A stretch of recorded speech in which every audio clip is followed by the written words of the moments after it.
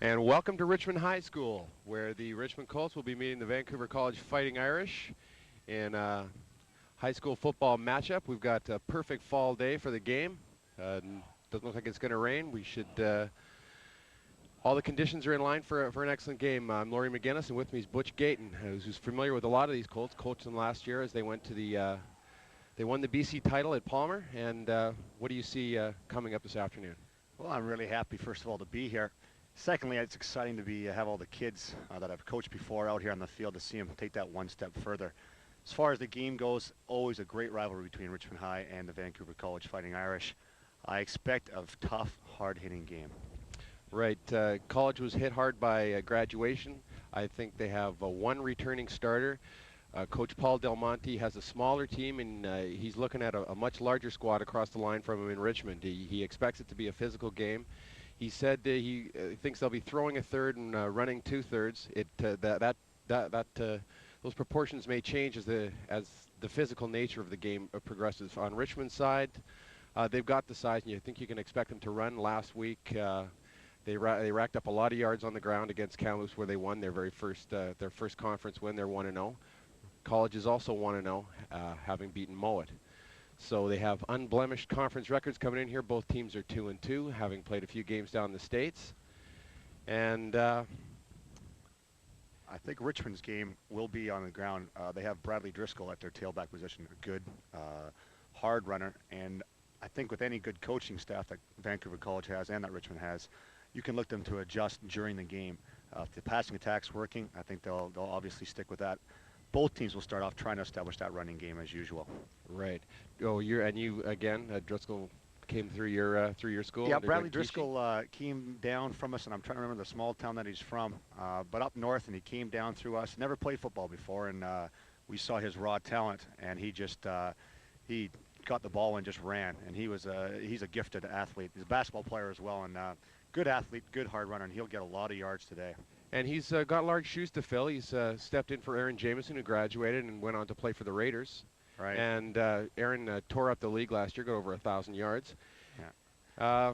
But I think he had 247 yards last week against Kamloops. Yeah, he will definitely fill the shoes of Aaron Jameson. As far as ability goes, he's that kind of a runner, I think, and certainly in his senior year he will do hopefully as well as Aaron Jameson did. As long as he gets that fullback support, and I believe they'll probably be starting with Rob Borson at the fullback position. And it's any good tailback will tell you that their key to their success is definitely their fullback. And they were teammates at Palmer. They were teammates at Palmer, so it's one of those things. You get a chemistry thing going where they can, they know which way he's going to go, inside or out on the proposed defensive player.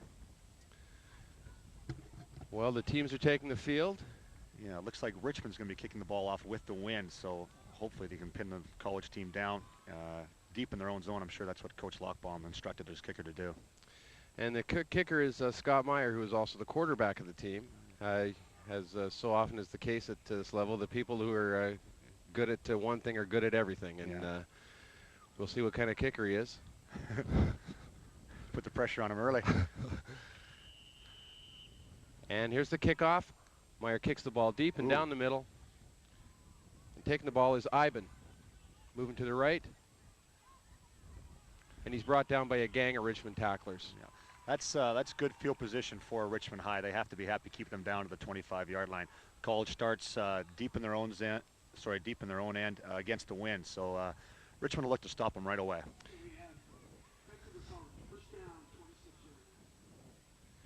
As we said, I think we can expect them to see them running early, particularly with the wind in their face and a first-year quarterback. Right. Richmond looks like they're in a stacked 44 defensive alignment with 3 DBs. And I couldn't make out the numbers.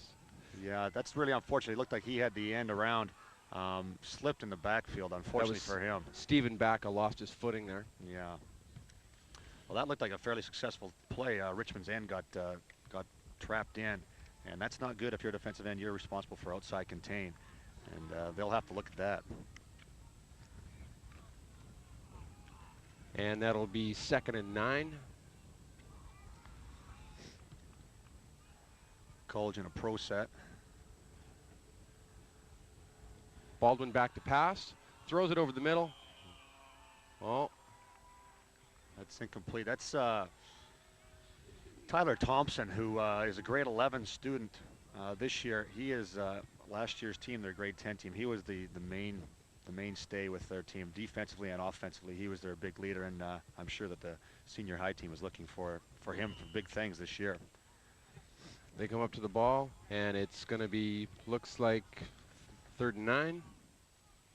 Again, pro set. College usually throws from a pro set. Baldwin back to pass, looking to his left. Oh, and a nice bobbled but caught by Peter Roth. Held onto the ball and very close to a first down. That's a great catch. That's a clutch catch for College. They need this first down. Is it a big jump to make from going from playing junior high to the senior high? Well, I think in junior high it's a great time to learn the game of football. Senior high, it's a big step, and you don't want to make any mistakes. At junior high, you can make a few mistakes and get away with it. Senior high, you make a mistake, and you have your backside on the ground a lot because they're big boys out here, and they hit hard. Looks like they're a little short, 4th and 1. So Ivan to punt and to receive.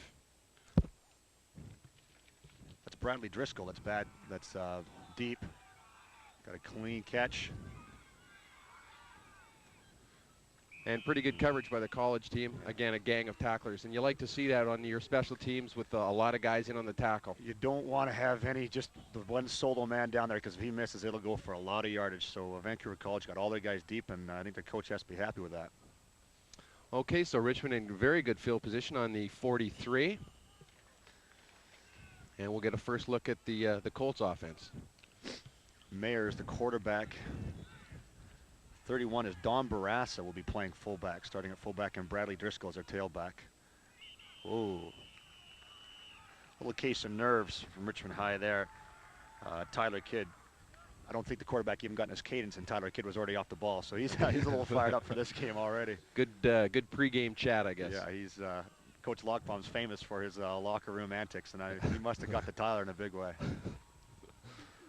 Well, that puts them in a hole. 1st and 15. They might change their play selection. And they do have the wind at their back. All right. They're in a double wide eye set. And it's Driscoll. Immediately finds some room, and he's breaking tackles. That's a great run for Bradley Driscoll. That's, as I alluded to earlier, that's just a good hard runner. He spots a hole, and with his quickness, he can get through that hole. And he's strong enough where he's going to be breaking some tackles. He picked up, over 20 yards on that carry. Well, that's a great play for the Richmond offensive line. They have to be really happy about that. To start off a game, get a good run like that. It gives you some confidence. It gives you that feeling that you can beat up on your man all day.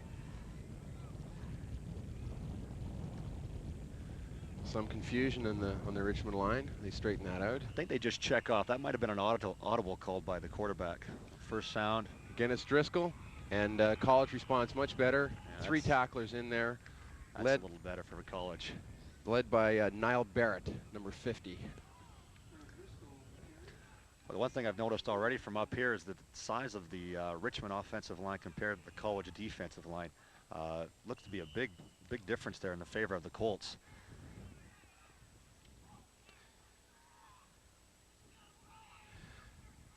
Again, they're in the eye set. Meyer steps up to the ball. Pitches it to Driscoll. Good pursuit by College, and they bury it again. Now Barrett in. That's covering it. Great pursuit by the College outside linebackers. They're quickly reacting to the ball. The key on that play is always having your hand. Keep that man from getting outside too quickly. Makes Driscoll cut the ball up, and that's where you have that outside pursuit by your linebackers. And that's a great defensive series so far for College. And you want your linebackers making the tackles. Exactly. Now Barrett looks like he's playing the end position. He's doing a heck of a job. 3rd and looks like 12. Meyer back to pass. Over the middle. He's got Edwin Rosario. Ooh. Boy, that's unfortunate. If he had hung on to that ball, I think he could have got the first down. This will be decision time for Coach Lockbaum and the rest of his staff. It's 4th and looks fairly short. I think with the win, they might be going right here for it. Yeah, I think you're right. Yeah, Meyer staying in. Unless he's doing the kicking, I'm sure he's at quarterback. Yeah, they're going to be going for it. Good call, I think, by Coach Lochbaum here. It's a good test for his offensive line. And there goes Driscoll, and he's got it with yardage to spare. Excellent. Again, good blocking by his fullback, Donald Barassa, and the rest of his offensive line. And we'll get to their names, I'm sure, later on. The size factor that you mentioned, it's funny in high school sports as kids graduate, the nature of the team can change so tremendously. All the kids came up from Palmer, brought a lot of size to them. Last year, Richmond was undersized. Yeah. And now they're going to be one of the bigger teams in the league. I guess that's one of those things that as a coach you see it coming from year to year, and you just have to adjust your game to it. And the most successful programs are the ones that do. And it's Rosari up the middle, and he's buried by a gang of college tacklers.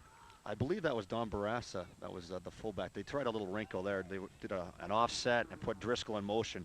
That play didn't get any yardage, but what it did, it gave Coach Lochbaum an idea of how college is going to react, first of all, to an offset, and secondly, to a man in motion. So that may have not gained any yards, but it might help them out later on in the game, and I'm sure we'll see that play again Right. if they didn't react properly.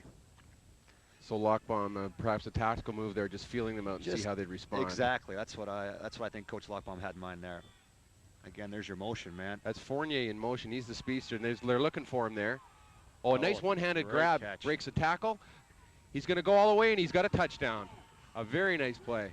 Boy, that's a nice pass by Meyer, and just a great catch by... That's Fournier. Oh, Greg Fournier, good. A graduate of Burnett Junior High. Played a little Rough Riders football, and that's just a great catch. He's got great wheels. I remember that much of Mr. Fournier. And we'll have another look at that now. Just a casual set, and you can see Greg Fournier's in motion, and college doesn't send anybody with him. I think that's what Coach Lochbaum picked up. He's wide open. Great catch there. He eludes the tackle, and speed paid off. And the convert's good. So on that drive, we saw pretty much how Richmond's going to approach this game. A lot of running and then picking their spots they only passed the ball twice, and the final time for the touchdown to Fournier. Right. I know they want to get the ball into Fournier's hands because, as you mentioned, he's got the great wheels. Mm-hmm. Again, Richmond showing you that they'll run basically outside with speed of Driscoll, and boy, Mayer sure looked like a great arm there. It was a nice tight spiral pass, and Fournier showed a good set of hands there. So Richmond showed us that motion, which I don't believe that college picked up on at all. And very next play, they came back with motion from their flanker position. Again, college didn't react, so that's good coaching by the Richmond High staff. I think you can look for a lot more motion if they're not going to adjust. What college should be doing is one of their outside backers or perhaps their safety has got to move with that motion, man. Otherwise, as we saw, he's left wide open.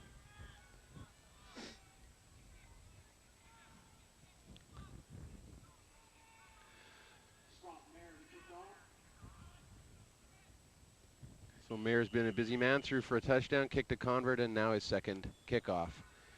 It's a good kickoff. It's deep. That's Peter Roth with the ball. Oh, and you saw the net closing on him there. Yeah. That moment's hesitation cost him any possible daylight. I think a tactical error on his behalf, that ball would have gone out of bounds and Richmond would have been forced to kick off 5 yards further back. You saw that he caught the ball and he did the tiptoe right by the sidelines. Might be a little better advised to let that one go. And that's the kind of thing that happens when you've got younger players. That's right. It's very exciting out there, and then they're very excitable, and it can happen. Yeah. He just wanted to catch that ball and give himself a good run back to help out his team. Unfortunately, it's very tough to do as an athlete just to let that ball go.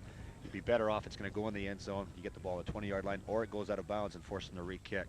So they're 1st and 10 on the 15.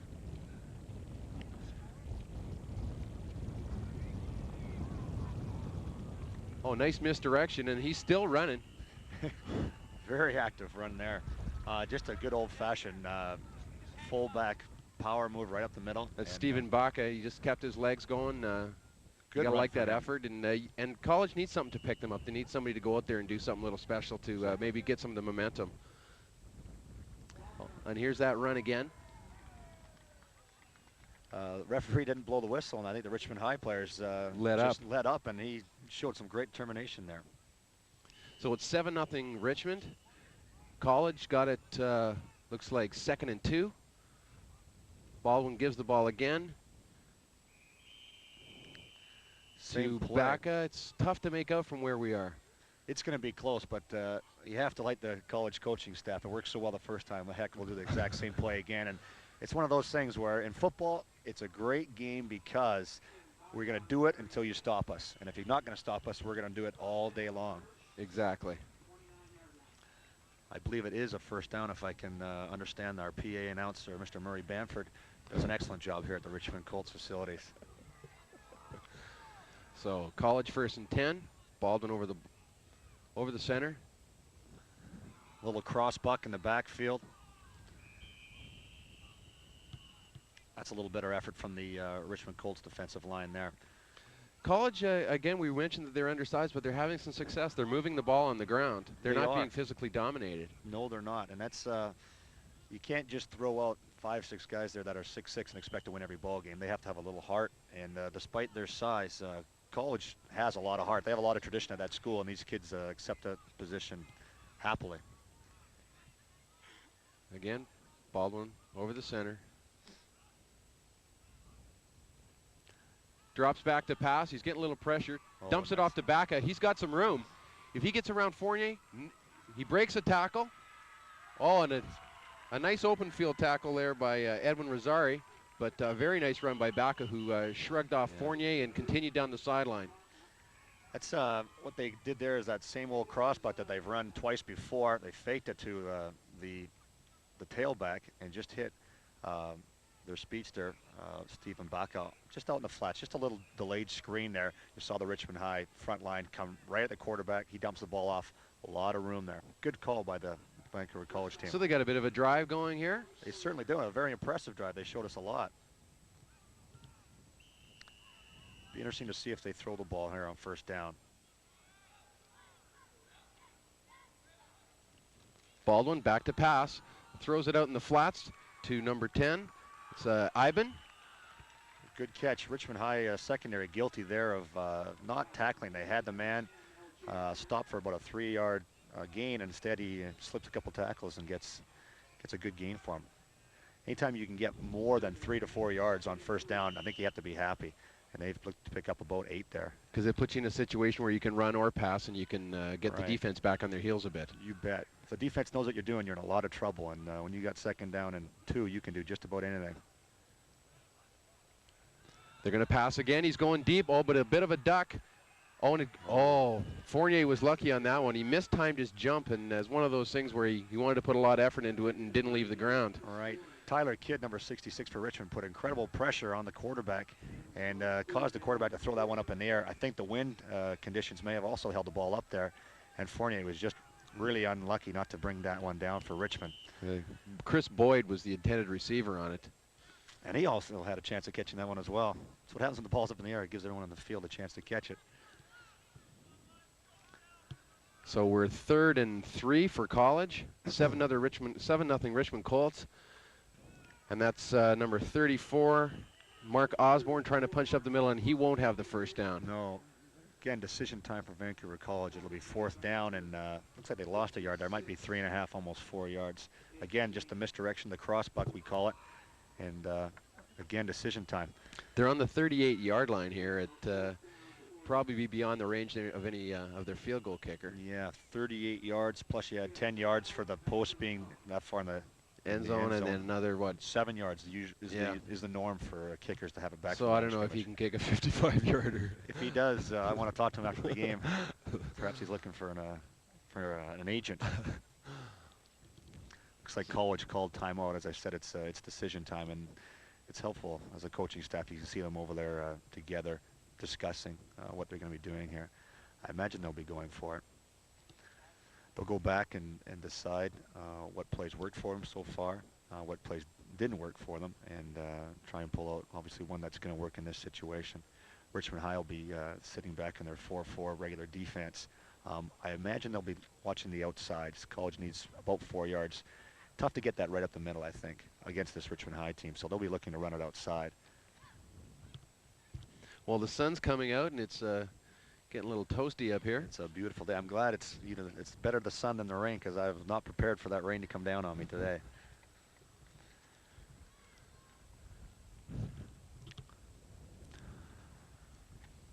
Well, they're going to step up to the ball here. 7-0 Richmond Colts. There's no clock here, so we don't have a time, but it is in the first quarter.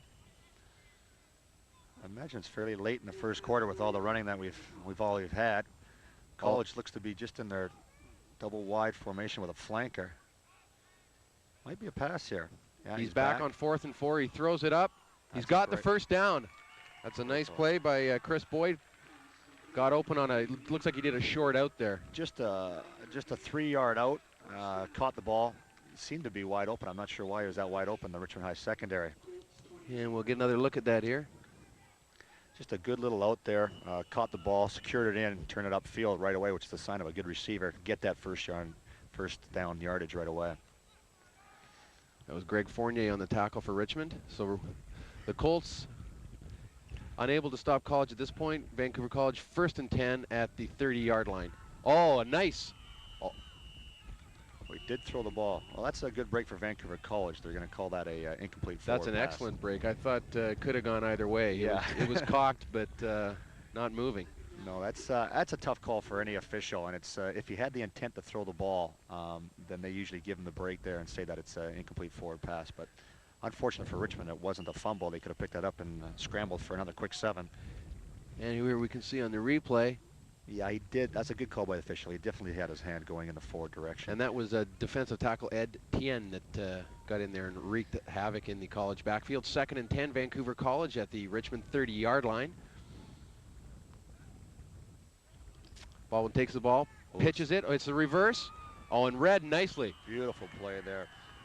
Rob Davidson, the defensive end for Richmond High, stayed at home there on the College reverse, and that's I believe he's just a junior. He's got a lot of football knowledge, staying at home there. Because had he taken off in pursuit, he would have been moving the wrong way when the guy came back his way. The old end around would have gone for a few yards, because I noticed the Richmond High linebackers were definitely going with the tailback. You can hear Coach Lockbaum yelling out, "Watch for the screen, watch for the screen." That's the play that was so successful for him last time. 3rd and 16, Vancouver College, a big loss on that play. You got to expect they're going to be throwing. Baldwin back to pass. Oh. Late flag, but a justified one. Yeah, we both went up there. Up here, we could definitely see that. That's unfortunate for Robbie Borson. Even if the College man had caught that, he had him wrapped up. Just again, he's a little excitable right now. He wanted to make the big play. That's unfortunate for Rob Borson, who's a fine football player. Now, I'm not sure if that gives them an automatic first down, or if they just get the ball right there. I believe it is an automatic first down. Yep.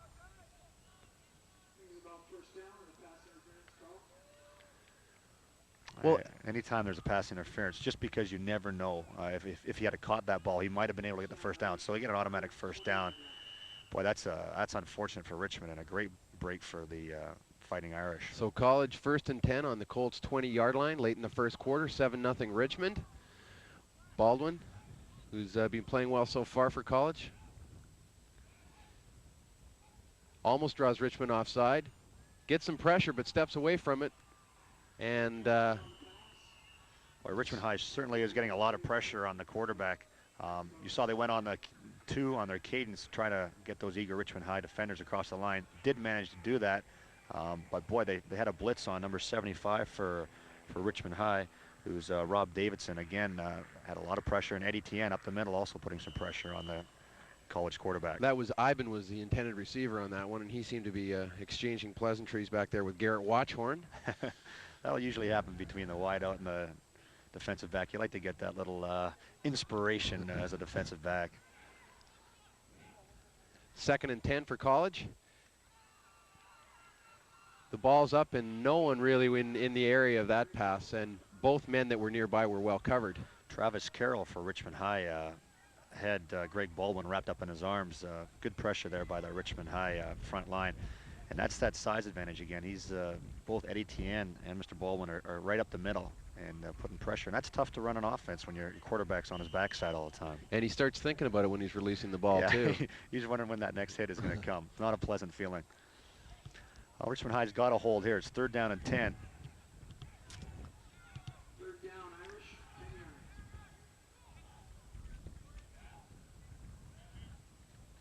And Colts come with the blitz and get some pressure. Nice catch.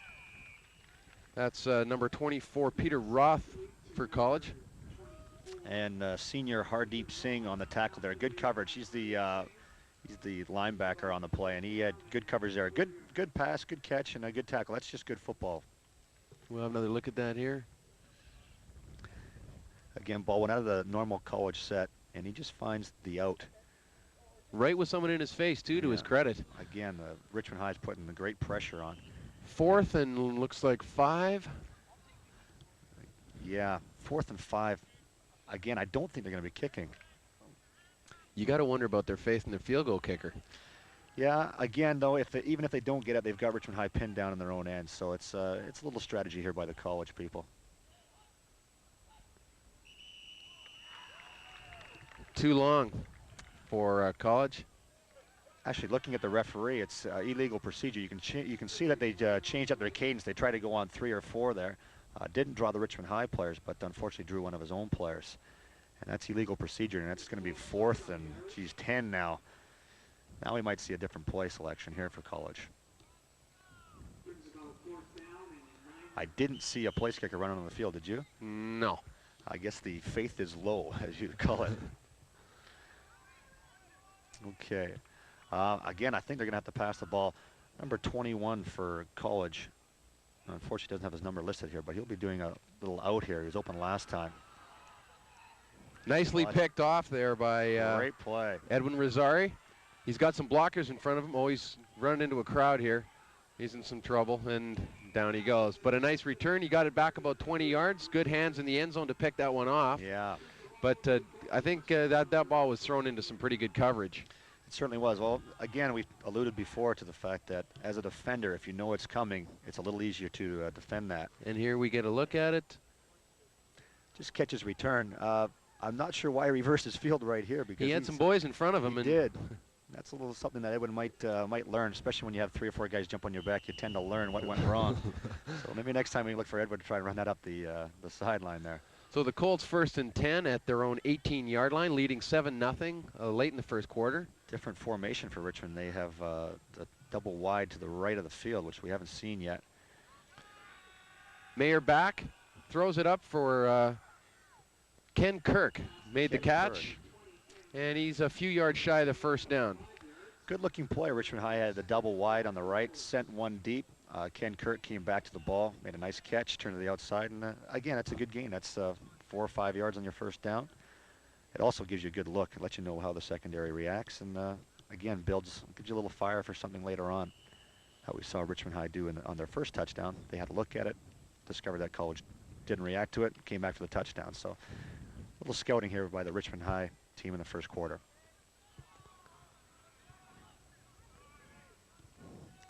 Meyer takes the ball. Oh, and College smothered that play right from the word go. Yeah. Somebody missed a blocking assignment because the College player came right in. Number 72 for Vancouver College there. That was Driscoll handling the ball there. Brian Chu met Mr. Driscoll in the backfield, and that's not a good sign for the Richmond High front line. Well, 3rd and 8, 3rd and 7. We'll see what Coach Lochbaum has called.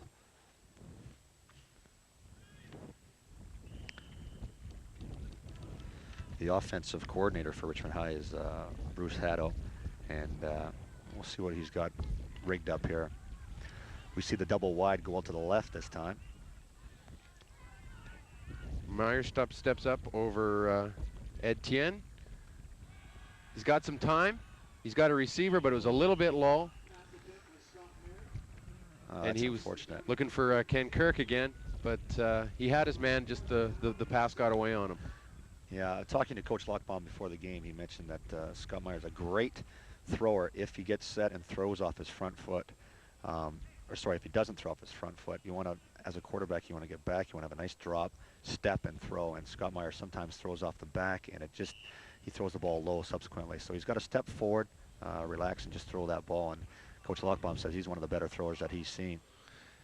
Meyer's going to be punting for Richmond here. He's got that win at his back.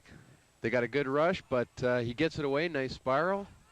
Taking it for College is Iben, and he's buried. There's a flag on the play. Yeah, that was a definite clip there. Number 35, Jeff Strench, got a little carried away. And for Richmond, that was 77. Jason Bope had got into a little bit of a slugging match, and unfortunately, I think the officials only saw his end of it. Oh, that might offset. Player down for Richmond High, I believe, number 34. That's Hardeep Singh. And we've got a replay here. See the reception. There's your Iben. clip. Yeah, there's your clip right there, and there's a flag coming down. But they'll be offsetting, and yeah, they seem to be talking to the Richmond High captain, which is a good sign for Richmond High. We'll see what they make out here. Hardeep Singh still down for Richmond High. That's not a good sign. Hardeep's one of those two-way players. Very valuable to the Richmond High team. that seems to go on more at the high school level than at the community level when you get guys going both ways. When you get a good athlete, you just want to have them on the field as much as possible, right? Right. I know at the junior high level at Palmer, we have, out of the 11 players, we have probably 8 that go both ways, and it's physically exhausting for those kids, and it's a long day for them, but they can do that. It's not that big of a trick to do that in junior high. Senior high, you see less of it. And again, at the community level, as you said, you hardly ever see it at all. There's just the odd time when that extraordinary athletes out there going both ways. Richmond High, I believe, has 3 or 4 guys that go both ways. Eddie Tien, Hardeep Singh, we mentioned before, and a few of the receivers, Rosario and Baldwin, I believe. Or sorry, Greg Fournier. Right. They go offense and defense.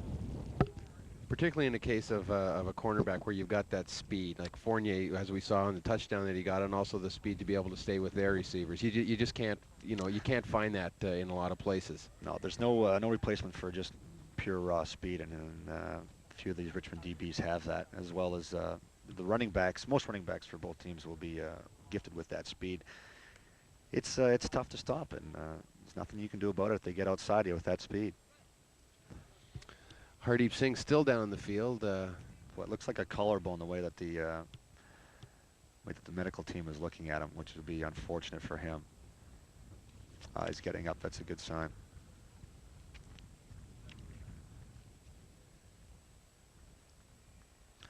Hardeep Singh, a graduate of R.C. Palmer, had 3 years with our football program there. He's also an outstanding basketball player. He'll be going double duties for Coach Disborough of the Colts. That left arm seems to be giving him a bit of a trouble. That's the trainer, Mr. Plekas. Yeah. Plekas has been here for a number of years, and he does a great job with the kids. A lot of work goes in before the game, taping up these kids for past injuries, a lot of preventive taping on the ankles and wrists. And it's a tough job. These guys have big ankles, and it takes a lot of work to do about 15 sets of ankles. I spoke to him one time. He mentioned he was the trainer for the Vancouver Nighthawks of the old under 6 basketball league. That's right. That's right. He had some interesting stories about the final days there in the bunker, I think. I bet. He also does a little work with the Vancouver Burrards. So boy, he's a busy man. Greg Baldwin steps up the ball, 1st and 10 College at the 50. They're right at midfield. He's got a man. Oh. Boy, it looks like the Richmond High player got away with a bit of a hold there. And look just a trifle. That was Watchhorn again. He seems to be trying to make himself as unpleasant as possible to the college players. I believe that's the end of the first quarter. That would be the end of the first quarter there. I was a little confused there. I'm looking at all the players, and everyone's walking different directions. So that usually indicates to me it's the end of the first quarter. And we'll get to see how the college quarterback throws with the win this time. Good advantage for him. It's at the end of the first quarter. It's Richmond 7, Vancouver College nothing. We'll be right back with second quarter action.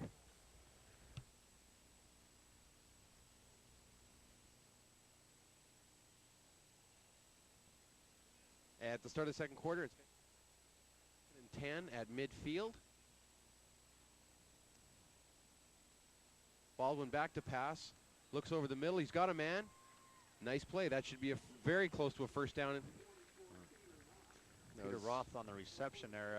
Again, just a simple little out and good pass, good catch, and that is a first down. At this level, as we were saying, it's not so much fooling somebody, it's just execution. Yeah, the only person you usually beat is yourself out there at this level. If you can run your route and the quarterback can get the ball there, it's usually successful. It's very rare that we get defenders that can stay with the offensive people. Baldwin gives the ball to Stephen Baca. He punches it up the middle for a couple of yards. That's a quick hitting play for College. You notice they went on the first cadence or first sound and might have caught the Richmond High defender sleeping there. That's a good gain for him. That gives them about 2nd and 5, 2nd and 6.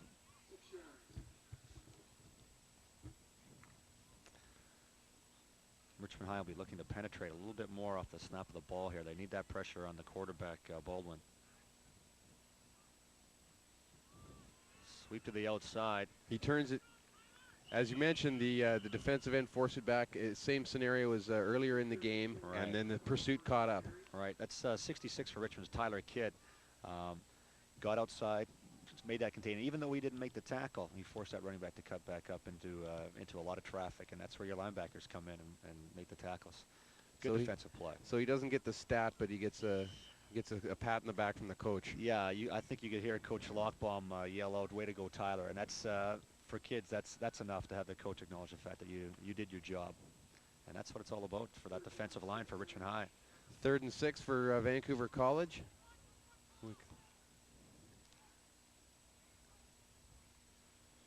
Baldwin's got a little bit of time. Oh, threw it into some tight coverage. The ball got through. I think it surprised the intended receiver. Yeah. Threw that right by James Lee of the Richmond High. He had great coverage and managed to thread the needle right through there. That was Tyler Thompson, the intended receiver. You see, he's got the time, sees his man. That just missed. That went right between a couple of the Richmond High players. A chance that I guess he was willing to take. Unfortunately, the receiver couldn't see the ball coming through all that mess and couldn't make the reception.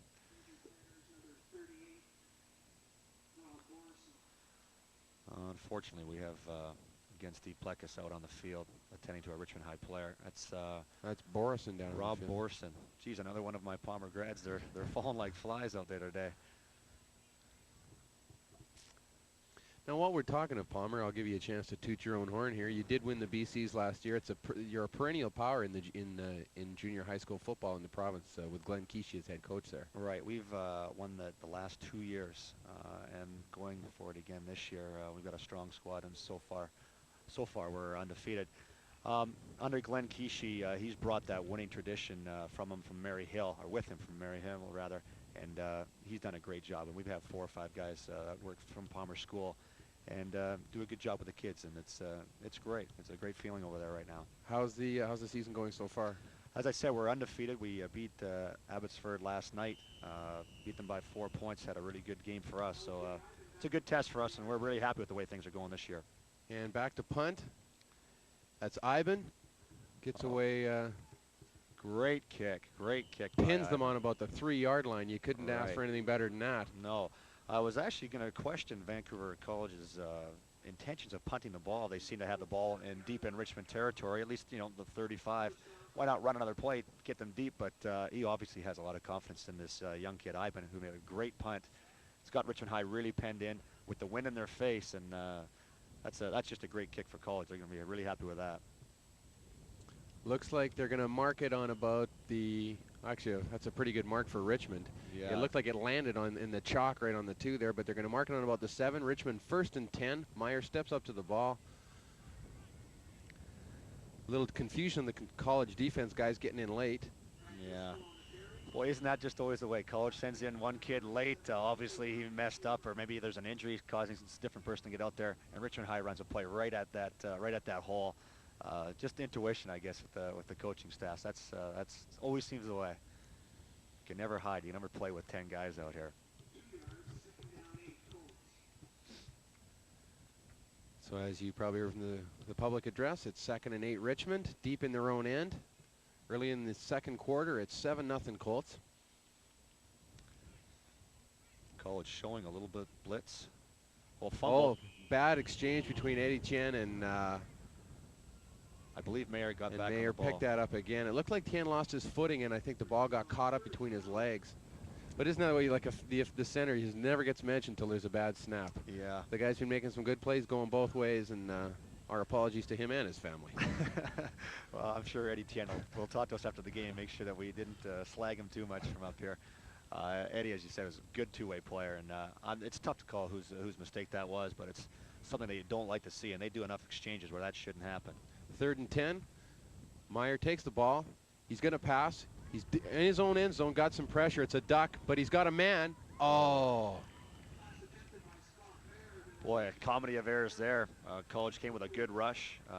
Mayer threw that ball up for grabs. The Vancouver College defender fell down, and Ken Kirk just dropped the ball.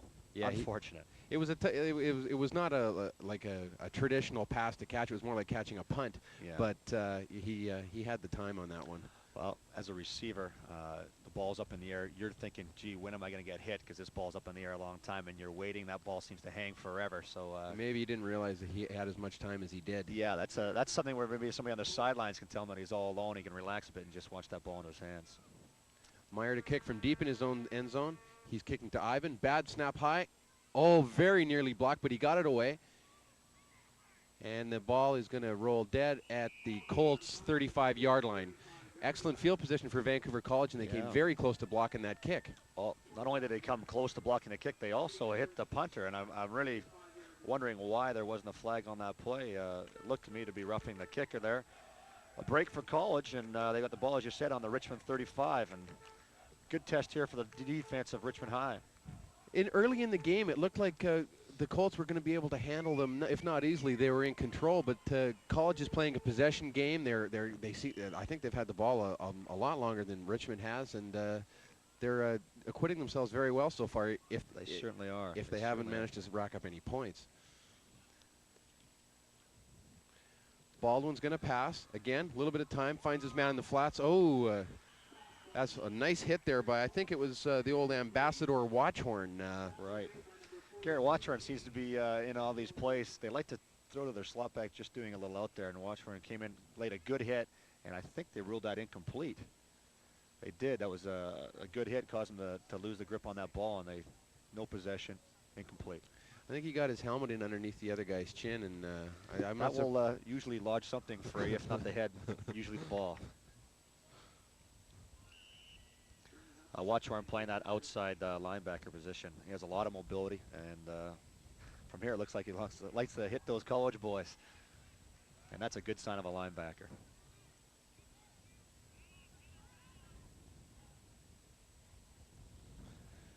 On the sweep, that's Baca, and again turned in, and the pursuit was there. Yeah. No room outside for him. Baca for a grade 12 running back in his second year, obviously, at college with the senior program. He's got to learn to follow that blocking a little bit better. He had the student body left out in front of him, chose to cut back, and ran into a few of the Richmond High boys. Not a good decision on that particular play. But, again, if he makes that good cut back next time and goes for 20 yards, I'll be the first one to tell him. But that's what I would have done. Well, 3rd and 10 here for College. A big play for them, and a big play, obviously, for the Richmond High defense. You know they're going to be throwing. Baldwin back to pass. He has the time. He throws it over the middle. A very nice play. Well, that's a nice pitch. That's a pretty nice catch. snag there. That was Chris Boyd. Yeah. Hauled that in. Nice. Looked like the clothesline spiral coming across the middle there. Exactly. That's a great pass, especially when Richmond High had all the linebackers deep in their zones. He had the DBs back deep, and just a good cut there. That's on one of those. And here we can have a look at it on the replay. You see it from field level. Cuts right across the middle, makes a great catch there. And extended to open himself up over the middle, which takes more than a little bit of cojones. Exactly, that's great courage. And it paid off for him, first down at 15. And he's again back to pass. He's feeling some heat. It's a screen. He's got some guys out in front of him. That's Baca up the middle, and a gang of Colts bring him down at about the 12-yard line. Yeah, we've seen that play before. That's the old the fake crossbuck. They hit that first man that they fake the ball to out in the flats, and that's why Richmond High has so much pressure. It's not so much that they're beating their man, it's that the College linemen are letting them come through, getting them past the point of attack, throw the ball over their heads, and it's a successful play again for them. Although we noticed it only went for 3 yards this time. Obviously, the Richmond High linebackers have learned a little bit from that play before. Baldwin takes the ball. Well, that's good, strong running. That's Mark Osborne grinding it out the tough way up the middle for College. And that's just a misdirection, just a crossbuck, and he just running really hard right into that the teeth of the Richmond High defense. It's tough to tell on the angle here, but it looks like it could be close to a first down. Yeah, I see the yard markers moving now. It Yeah. definitely is a first down. That puts them on the, I believe, the Richmond High 5-yard line. So a good First and goal, yes. Yeah, good drive here. And we've got another Colt down, and we can't make out who it is. Seems to be grabbing the outside of his knee, and that's not a good sign. Now that's one of the arguments against high school football is the injuries, some of which can stay with people for life that can happen. Now, what would your response be to something like that, particularly things like knees? Yeah, well, in any athletic sport, you can hurt yourself. You can hurt yourself doing anything. I tore my knee out playing basketball. Football, they say, is a very violent game. I've been with it for, I guess, 3-4 years now at Palmer. We've not had a serious injury there at Palmer, knock on wood. And it can happen in this game. We've seen 3 guys go down, but again, 3 guys got up, they got to the sideline, rested for a while, and they get back in the game. It's just the nature of the game, and it's that's one Rob of those Borison, actually, yeah. just being helped off by Mr. Plekas there. Yeah, that's twice that Rob's been down, so it's a tough day for old Borison there. But it's a tough argument. The injuries of football are there, but all we can hope is that it's not anything serious. Baldwin steps with the ball. First and goal, College at the Richmond 5-yard line. They're looking to make their first score of the game. He's looking left. He's got a man. Oh, and it just got low on him. And I'll bet you anything that was Watchhorn sticking his head in there. Yeah. And, oh, no, I take it back. That was Brandon Steele. I think he's... he must be playing on the same side as our man, and learn from him. Stick that helmet in somebody's rib cage. Well, that's unfortunate for College. I thought he had that receiver wide open. Looked like he had him, yeah. It's going to be second and goal, College. I was quite surprised that they threw the ball there. Your first down on the Richmond High 5. And they've been having success. Success running their crossbuck, and I'm not sure why they didn't go with it. They're back in the eye now. Baldwin takes the ball. Oh, excellent pursuit there by the Colts. That's number 42, James Lee. James Lee and our man Watchhorn on the tackle. I guess that's why College didn't run the ball. They knew something that we did. Great pursuit there by the outside of the Richmond defense. That was Mark Osborne carrying for Vancouver College. Again, third down. Looks like they've lost a yard so far. College calling a timeout. They want to talk this over. That's a big part of the game right here. It's if College can score, it gets them back on even terms, and if the Colts can stop them here, it's a great boost for them. They've dodged a definite bullet. As I mentioned, the momentum early seemed to be Richmond, and it's slowly turned. And I would say that College is controlling the game at this point, anyway. With momentum, it changes as the line changes, and I think early in the game, Richmond High dominated the line. The line of scrimmage, they had their linemen pushing the other College linemen out of the way, making the good holes, and Driscoll was able to get some yardage. What happens now? College gets a little tougher. They can't move them, and stops Richmond High. No drive. They get the ball, and thus they're on the Richmond High 5-yard line. And it happens in the trenches. Again, you never hear their names until something goes wrong. But boy, that's the whole game. And if you don't have good linemen, you're in a lot of trouble. Well, you're mentioning momentum. Is that something that you can, as a coach on the sidelines, that you can feel? Oh, you can sure feel it. There's nothing you can do about it, but you can sure feel it, especially when it goes against you. It's that you get a sunken feeling in your stomach. You go, oh my God, what can I do to change this? And this is when you start creating plays and just something to try and change that momentum. I think everyone in the ballpark can feel momentum. It's just who can do something about it. And that's where your big players, that's where your clutch players step forward, make the good play, change that. The momentum for your team, and that's what the Richmond High defense has done so far. If they can stop them here, I think it'll be a big lift for them.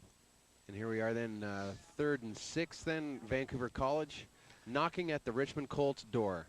Back in their pro set on the backs. Oh no, boy, that's a mental mistake there. That's unfortunate. Tyler Kidd's had such a great game, and then to jump offside on just a change of cadence, that's unfortunate. Oh, yeah, they'll be moving the ball up 5 yards. Boy, that gives them third down on the 1. Oh, half the distance. So they'll be about, yeah, they'll be about on the 3. Okay, okay. And they still have the down. They got 2 downs to go, so that definitely changes it. You Yeah. just punch it up the middle twice, and they should be able to put it in. Well, that would have been my theory from the first down and 5, and that never happened. So college is they're very diverse right now, and that's for them that's a plus because Richmond High doesn't know what's going to be coming next. And that's usually a sign that you're playing against a larger team when you're constantly trying to cross the other team up. Yeah. And that was back up the middle. We can't tell from here if he got in. No signal from the officials. Got to be close. Well, that's a good gain for them right up the middle.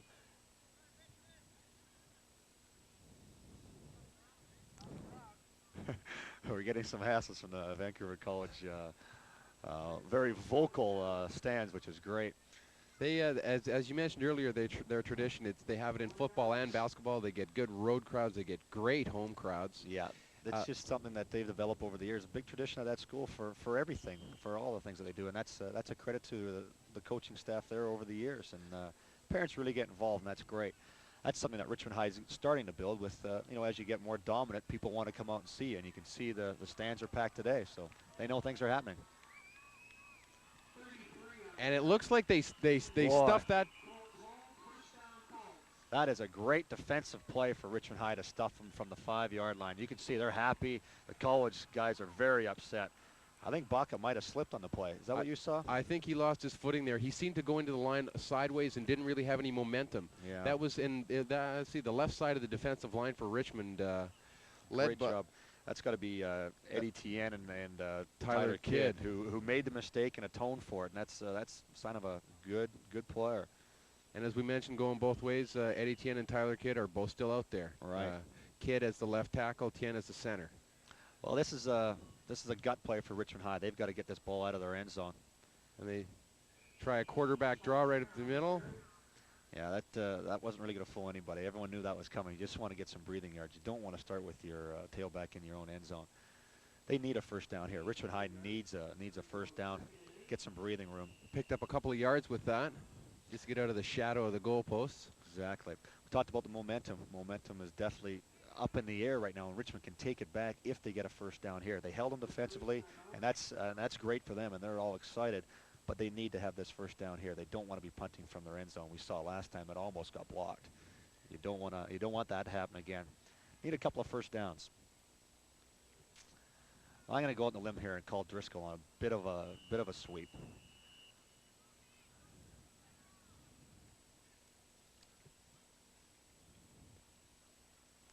And as usual, dead wrong. That was Don Barassa up the middle. It looked like an option where Meyer had the choice of giving it to Barassa or to keeping it himself or pitching it out to. Right. Okay, so to defend myself, he could have given the ball to Driscoll somehow on the outside. So, boy, I'm getting better at this job. At that now, in an option like that, the quarterback is keying on one particular player. He's watching that, perhaps like maybe the middle linebacker or the end. It's the end. They key the end, and they let him come. And if he goes to the quarterback, he pitches. A quick hitter outside to Fournier, but boy, unfortunate there again. He was open, and those quick hitting plays tough for a quarterback to set your feet, step and throw. And there's a lot of traffic around you. It's very nerve-wracking, and unfortunately, he didn't get the job done there, and he'll be forced to punt. See, they want, as we've seen, the one time they got the ball to Fournier, they scored a touchdown. They like in a situation like that, they get him the ball one-on-one with the cornerback, and he does a little shake and bake and turns the Jets on, and it's over. Hopefully something can happen. Yeah. But just the execution wasn't there. All right. Richmond High called a timeout. I don't think they have the right personnel on the field. And in this particular instance, you want to be sure. All right. Getting back to the option play that Richmond High ran, I believe, the last time, and might run it in the second half. What you do is you block down with your tight end, and you leave the defensive end of college. You let him bear down your quarterback, and then the quarterback has to make the right option. If he can deke that end, he can go for a lot of yardage. If the end closes down the quarterback, you pitch it out to your tailback, and it's tailback versus the defensive back one-on-one. And whenever you have one-on-one in football, good things can happen for the offensive team. It's a rare chance when a one-on-one comes out good for the defensive team. So that's something you want to match up on. But what you need, and you see it down in the States all the time, is you need a really good athlete at quarterback. A guy who can run, pass, and make those decisions. Yeah. It's the decisions, because you know when you pitch that ball, you're going to get smacked, and it takes a lot of courage to stand there, make the good, solid pitch into the guy's stomach, into your tailback stomach, and yet take the hit. And it's a special breed that can do that.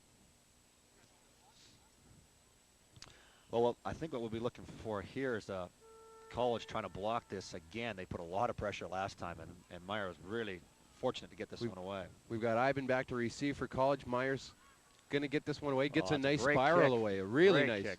Forces him back very deep. And here comes Ivan. He's got had a bit of space there, but then everyone in Colts stayed in their lanes and closed it down. Right. That's a good play by both kids. Meyer got a great kick away, and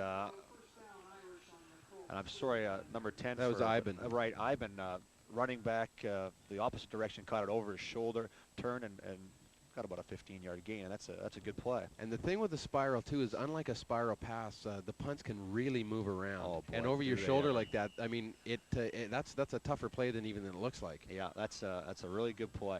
Well, Richmond High, this is deja vu. College with the ball on the 35. Back to pass is Baldwin.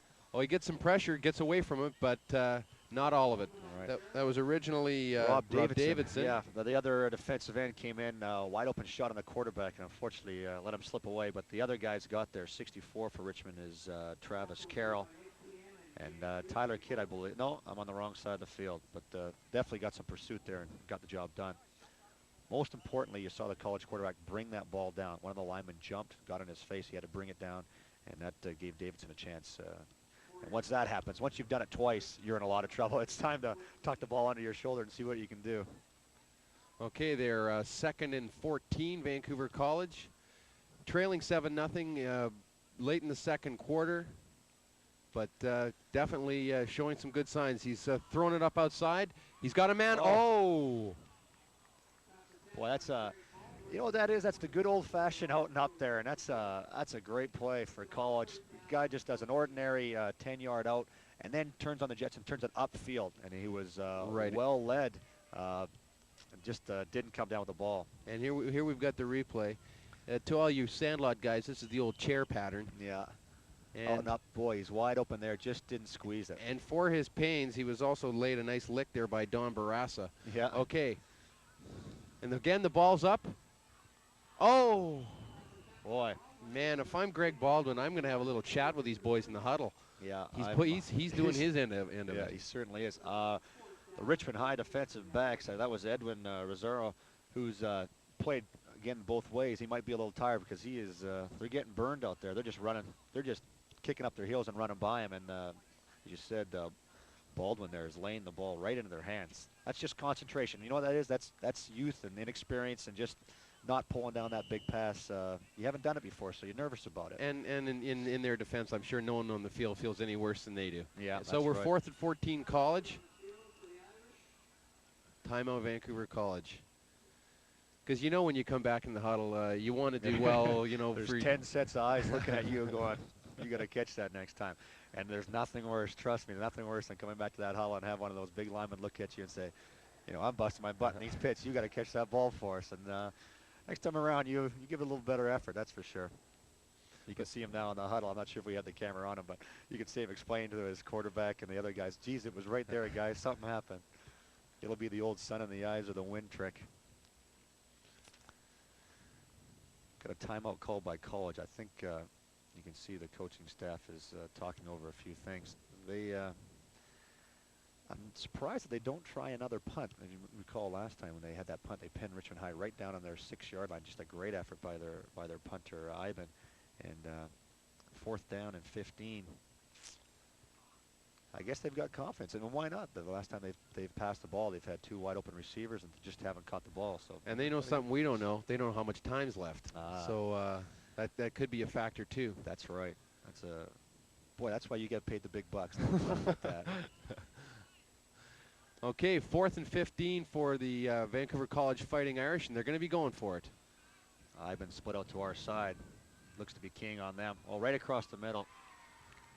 and hauled in very, very close to a first down. It'll depend on where they mark it, but I'd say that they've got, oh, That looks to be a first down. You can see College is in their hurry-up offense, so we're going to have to assume here that they don't have a lot of time on the clock. That's Chris Boyd with the catch there. That's that same pattern, just a deep down and across the middle. And he was the guy across the middle last time too. That's right. So after a couple of drops, Baldwin looks to his main guy. Chris Boyd, right. First down on the 25. Another pass. Yes. There he goes. Ivan. There's Ivan. You can forget about those drop passes. That was that one went like a T. That's what happens. You get back in that huddle and a few of the linemen give you the threats, and you pull down the touchdown pass there. A spectacular play. He got behind his man, and again, Baldwin right on the money. Yeah. Edwin Rosari burned on that play, and he seemed to have a good angle on it, then got his feet messed up when the ball went over his head. You've got to make sure you get outside with the receiver and have that ball come over your inside shoulder, not your outside shoulder. And Coach Lockbaum will have a few words with him, I'm sure. College on the convert. Kicking is going to be John McNamara.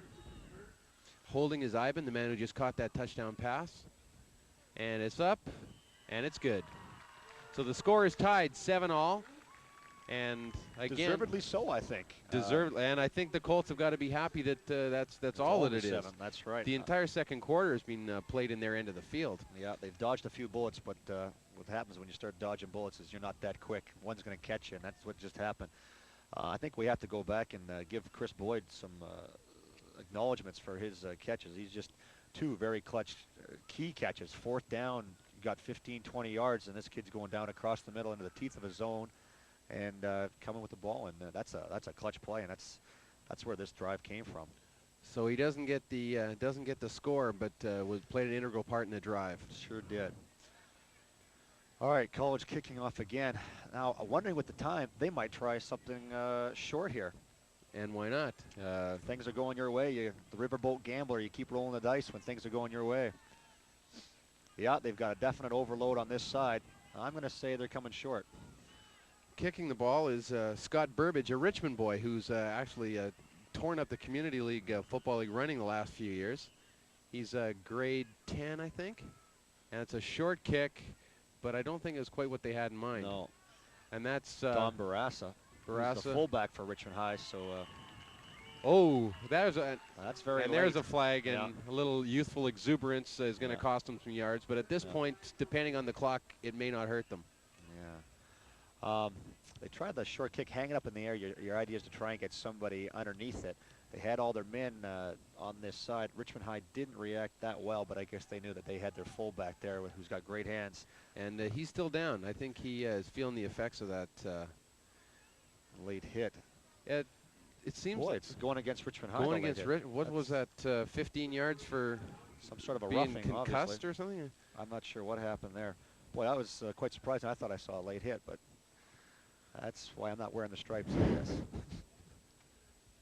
Okay, coming up, we got a replay of the touchdown. And from field level. There's our wide receiver, Ivan, there. Ball's in the air. And it's just kind of a rumor from our angle, but... That's a great call. Yeah, we had an exuberant fan on our way there, but you could, you know what happened. He just plain outran the defensive back on that side, made a good catch, atoned for his previous failures. And we still have Don Barassa down the field. What's the correct way to play that? If a guy's running underneath, the ball was thrown up for Ivan to run underneath as a defensive back, what's your correct play? Well, for all defensive backs, you're back 7 yards to begin with. Your first steps are 3 read steps, which you read the play. And for defensive backs, that's always up 3 back steps. So now you have 10 yards. You turn and run as that receiver gets within a 5-yard limit of you, and you've got to run with him. And you've got to get close to him. He let him get outside. He let Ivan get outside on him. Quarterback led him out to the outside of the end zone. As a defensive back, you want to stay in contact with that wide receiver. You know, a little jostling here every once in a while is nothing wrong with that, as long as obviously it's nothing flagrant. But he's just got to get a lot closer. What happened? The quarterback threw the ball over his head, and you saw him turn. You know, he tried to react to the ball. he's got to be a little farther outside. You see the pros, the way they'll stick with them and watch the receiver's eyes and then react. They know the ball's coming. Right, you turn, when you see that receiver turn, then you turn. And usually, hopefully you can pick up the ball and knock it down. Richmond 1st and 10 on their own, looks like about the 18. See what Richmond High wants to do here. They might run a couple of running plays and just get out of this half and talk about it, or they might throw the ball. Yeah. Okay. Yeah. Down to one knee. So Coach Lockbaum just going to lick his wounds right now and say, hey, listen, it's 7-all. Let's get out of this. Let's go regroup at halftime and see what we can do. It looks like there's probably going to be enough time left on the clock for one more play. Yeah. Referee's got the ball in his hand. That usually indicates the halftime whistle's about to come. There it is. At the end of the first half, the score, the Richmond Colts 7, the Vancouver College Fighting Irish 7. So as what we discussed, the way the game was going to shape up, it hasn't quite been that way. College inexperienced and young, but it's making some great plays, and surprisingly for a young team, in the air. Yeah. That's just a good confidence in your quarterback. He's throwing the ball very well. I think we've seen every time that the ball has been thrown right into the hands of the receivers. Just a matter of time before those receivers start catching those passes. So college, perhaps sensing that they can't run the ball, has diversified itself enough to throw the ball and become very successful with it. And what do you do if you're the Colts and you feel the momentum and all the everything seems to be going College's way, particularly in the second quarter? What's your next move if you're Jeff Lockbaum? Knowing Jeff Lockbaum, he gets in that changing room and kicks some butt. He can't be happy right now with his Richmond Colts. They started the game off very impressively, running the ball left, running it right, up the middle. They could do anything because their offensive line was controlling. That's not happening anymore. College is definitely controlling the line of scrimmage, and Coach Lockbaum's got to talk to those boys and get them inspired and tell them, hey, we need those holes. They haven't had the ball in the second quarter. I don't remember Richmond High getting a first down in the second quarter. They've been down in their end, a couple running plays, and that's it. And they've got to overcome that, and it happens in the trenches. Well, to their benefit, it's tied 7-all, so it's a whole new ball game come the second half, and we'll be back for that. Second half action. Laurie McGinnis with Butch Gayton. We'll see you in the second half. With Richmond High coach Lockbaum, what are your thoughts on your team's play so far today? Well, a little disappointing so far. You know, we came out and you know, we thought we were ready for the game, and we started off as we were ready. But boy, you know, when you're playing high school football and small rosters are such a big part of the game, it's really taking its toll on us right now. We are now down to number 5 tight end, and we've lost both of our inside linebackers. So we just have to hope now that some of our young kids can regroup and really pick up the slack for us. So what would you say to your players as you go in to talk to them now at halftime? Well, the thing that concerns me the most is I think there's a few of our kids that are just losing their discipline out here. I mean, we're in a very, very tight football game, and you know, that's something we'll get cleaned up. And you know, I hope we can come out and play good, hard, clean football, and you know, let the touchdowns fall as they may. Yeah. Well, crowds are always a big part of high school football. What are your thoughts on the crowd turnout today? It's not bad. Oh, it's a good crowd. Vancouver College is a good draw for us out in Richmond. There's a lot of Richmond kids that are playing with Van College. So, you know, there's a lot of people that want to come out and see two pretty good football schools go at it. Okay, well, good. Thanks for your time, Coach Lockbaum, and good luck in the rest of the game. Thank you. Now back to Laurie.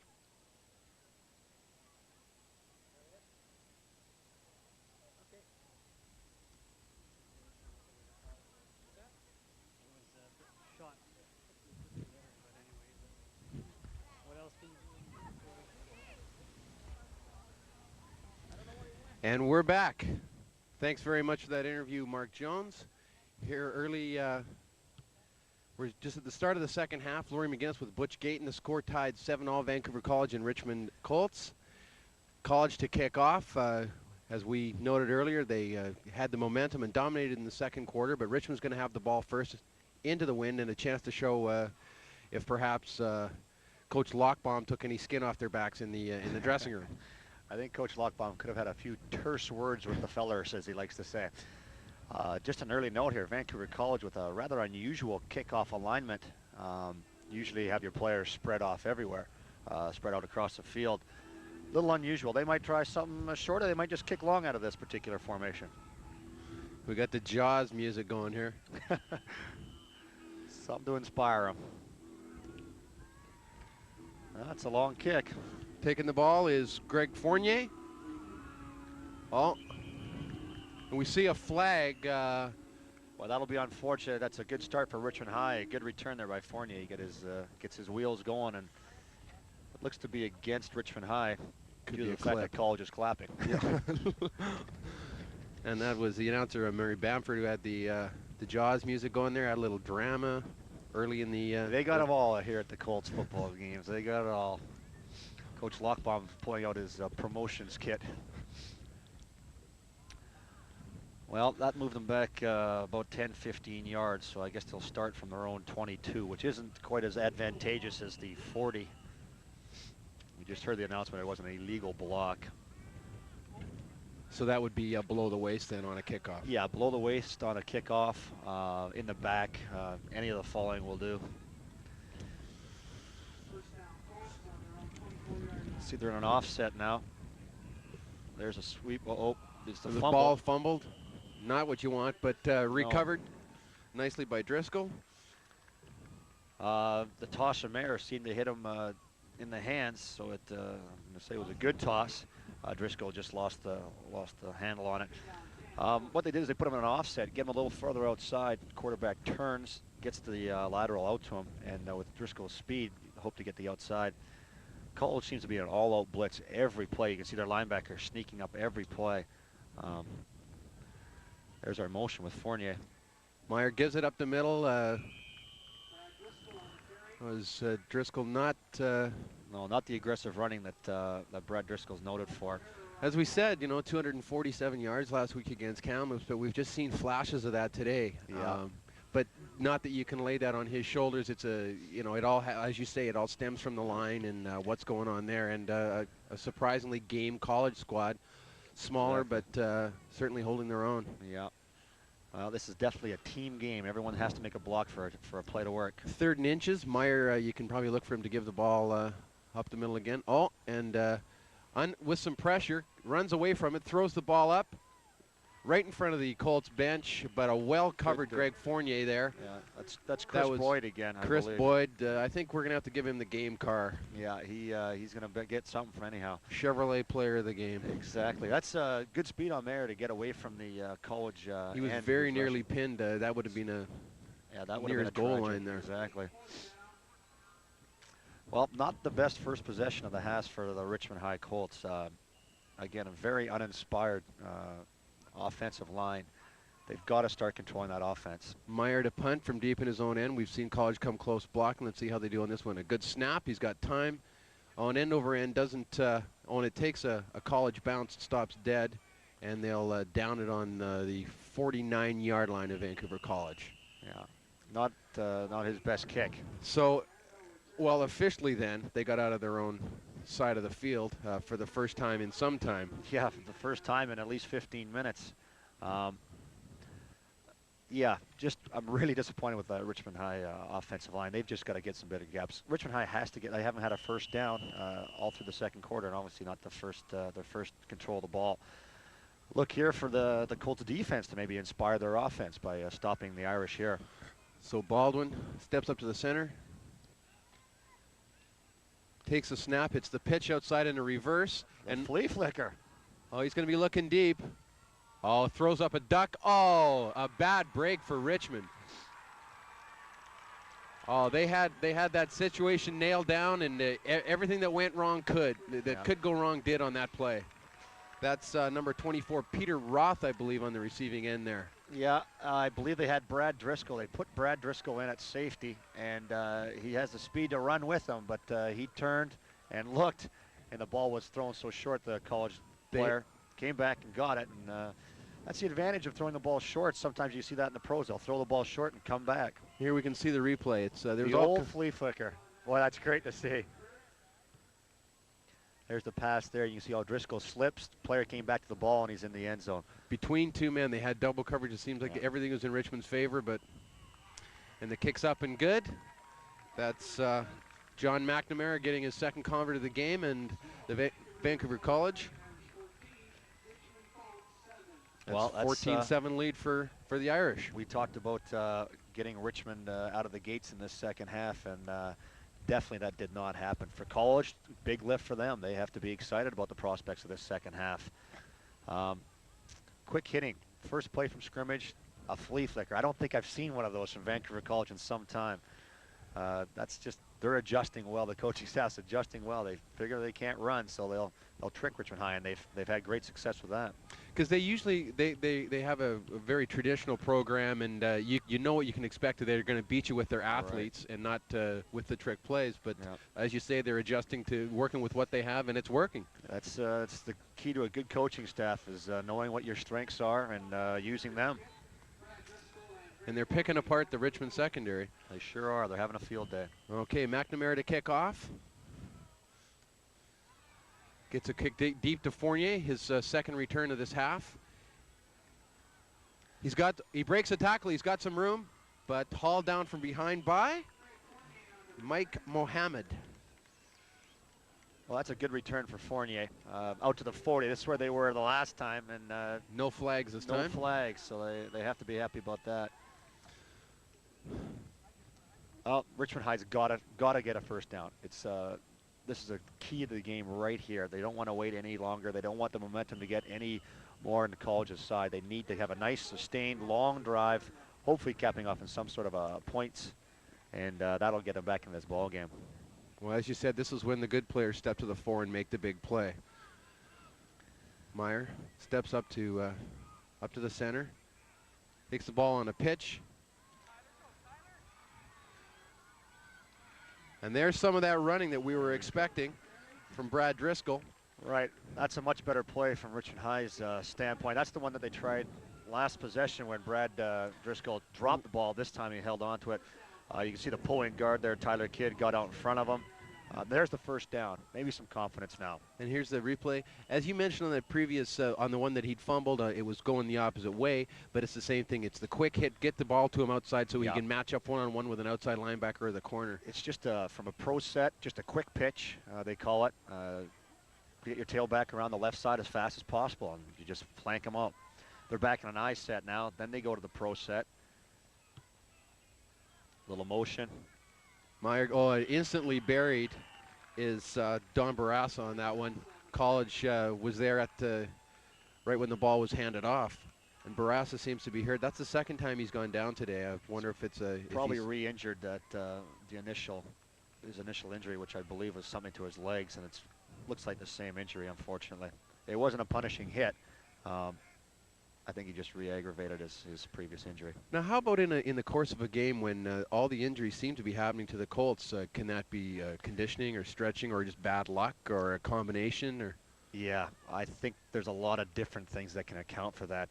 We've seen for Richmond High, Don Barrasso go down twice. He's already been injured once. You know, he's broken down physically, and you put him back in the ball game, he goes again. You can see he's looking on that same left foot again. He's just re-injured it, so that can atone for two of those. I believe the other person that was hurt today was Robert Borson, who went down twice. And once you get hit and you go down, I mean, it's a sore spot. It doesn't take much to re-aggravate that. As far as it all being on Richmond High's side, I think that's just bad luck, and that can happen. Just the luck of the draw. Yeah, well, you don't like to see any injuries in any sports, but in football, you're going to get guys that just need time to recover. And when you're a key player like your starting fullback here, you don't have that much time to recover. He's got to be right back in that ball game. And as we sit up here and talk about it very dryly and scientifically about injuries, when you're actually the guy down there lying on the field, at times you're getting a little bit closer to your maker. It can be it can be very, very painful, particularly things that people take like being winded. Yeah. That is one of the worst sensations there is. Not to have air into your body is your body kind of reacts poorly to that. It doesn't like that feeling. Well, while we've got a minute, I have to allude to something that we read in the program, that Coach Lochbaum, we can see him on the other side of the field. Yeah, Brian, why don't we get a shot of the eye in the sky there, the Coach Lochbaum up on the ladder. Can we find him up there? Coach Lochbaum on the ladder. Well, that's the Vancouver College coach who's also utilizing the ladders that they have here at Richmond High. The rules are if one team has a ladder, the other team must have a ladder. It's, believe it or not, trust me, I know this through experience because I didn't set up the other team with a ladder at Palmer, and we got in a little bit of trouble with that. But I noticed that Coach Lochbaum has a longer ladder. A bigger ladder. And that's As the he'll be the advantage, first to tell you. There's Coach Lochbaum. There's the official eye in the sky, and this is what a great blurb. Something about the earliest times military strategists have always talked about a vantage point. Coach Lochbaum plotting the Richmond High strategy from his eye in the sky. The budget just couldn't swing a helicopter or a hot air balloon, No, so balloon wouldn't work. and the blimp was tied up. Okay, back to passes Meyer with some pressure on him. Oh, College gets a bad break that they didn't manage to nail him down there, and he's taken down in front of the College bench after a gain of about 3. Looks like he has the first down. I think we have our yard. No, that's right. They'd lost. That's only a gain of about 6, and the first down marker is still up there. So it'll be 3rd down and some change. Mayer seems to have excellent speed, able to elude, I believe it's Tyler Thompson, right, rushing from the outside, who unfortunately tripped on his own player. That was definitely a passing play, but it's one of those times where you tuck it under your shoulder and take the responsibility of your own. 3rd and 9. Meyer back. Oh, and he takes a hellacious lick and fumbles the ball, and it's recovered by Vancouver College. The referee confirms that. Right. What the College fans told us as soon as they saw it. We talked about Tyler Thompson before having a great year in his grade 10 year with the junior program, and he's really stepped into the high school team. He was left uncovered at the end, and that's definitely a missed assignment there. A blind side. The Meyer never heard him coming, and yeah, those tend to get you tomorrow morning when you wake up. And here we get a replay. The ball's up and instantly covered by College. So 1st and 10 at their own 47-yard line. You see one defensive change. Bradley Driscoll now playing the cornerback position. And it's a pitch outside to Mark Osborne. He's got some room. He breaks a couple of tackles before he's brought down very near the 1st-yard marker. That's a good run for College. That's almost a 1st down, I'm sure. You saw Tyler Kidd come across the line again, forced to play inside, and just the linebackers for Richmond weren't able to get out there.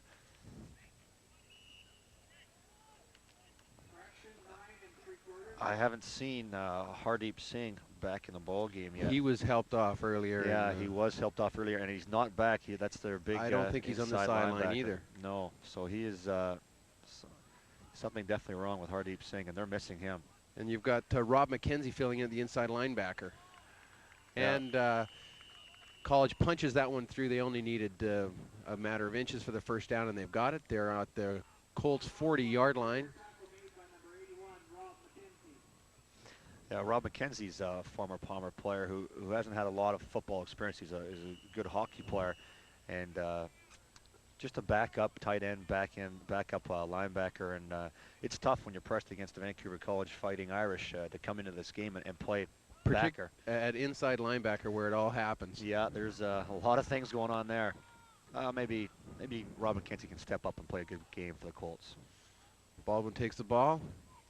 Inside reverse. And that's Peter Roth, and he's got some room too. Took nice advantage of a block there by Michael Harrower, who sprung him, and we've got a Fighting Irish down on the sidelines there. That's Brian Chu, although he gets up. You can see they're just going to fake a 31 power to the inside, and then he's got the end around. Excellent blocking there by the College linemen. You can see them out. A lot of hitting going on down there, and that's why we're getting a few injuries. These boys they're it's playing a physical for keeps. game. Yeah.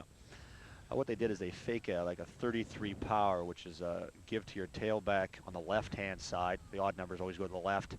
Fake it there, and your slot back just comes around, picks up the ball. It's just a mixed direction, something to keep the Richmond High defenders on their toes, or catch them off their guard rather, and it definitely worked. It's a good gain for them. And as we talked about injuries and conditioning, I remember last year in the playoffs, the Colts went in and were in real tough against Notre Dame. I think they lost it 28-0 in the semifinal at the haggard old ghost of Empire Stadium. All right. And Coach Lochbaum said that. He said Notre Dame won that game in the off season. They spend all their time in the weight room. They show up for season like ready to roll. That's one of the advantages that the private school has, and they have the money, they have the facilities to have their kids come in the off season, work with the weights, work on their stretching, those sorts of things, and it may pay off.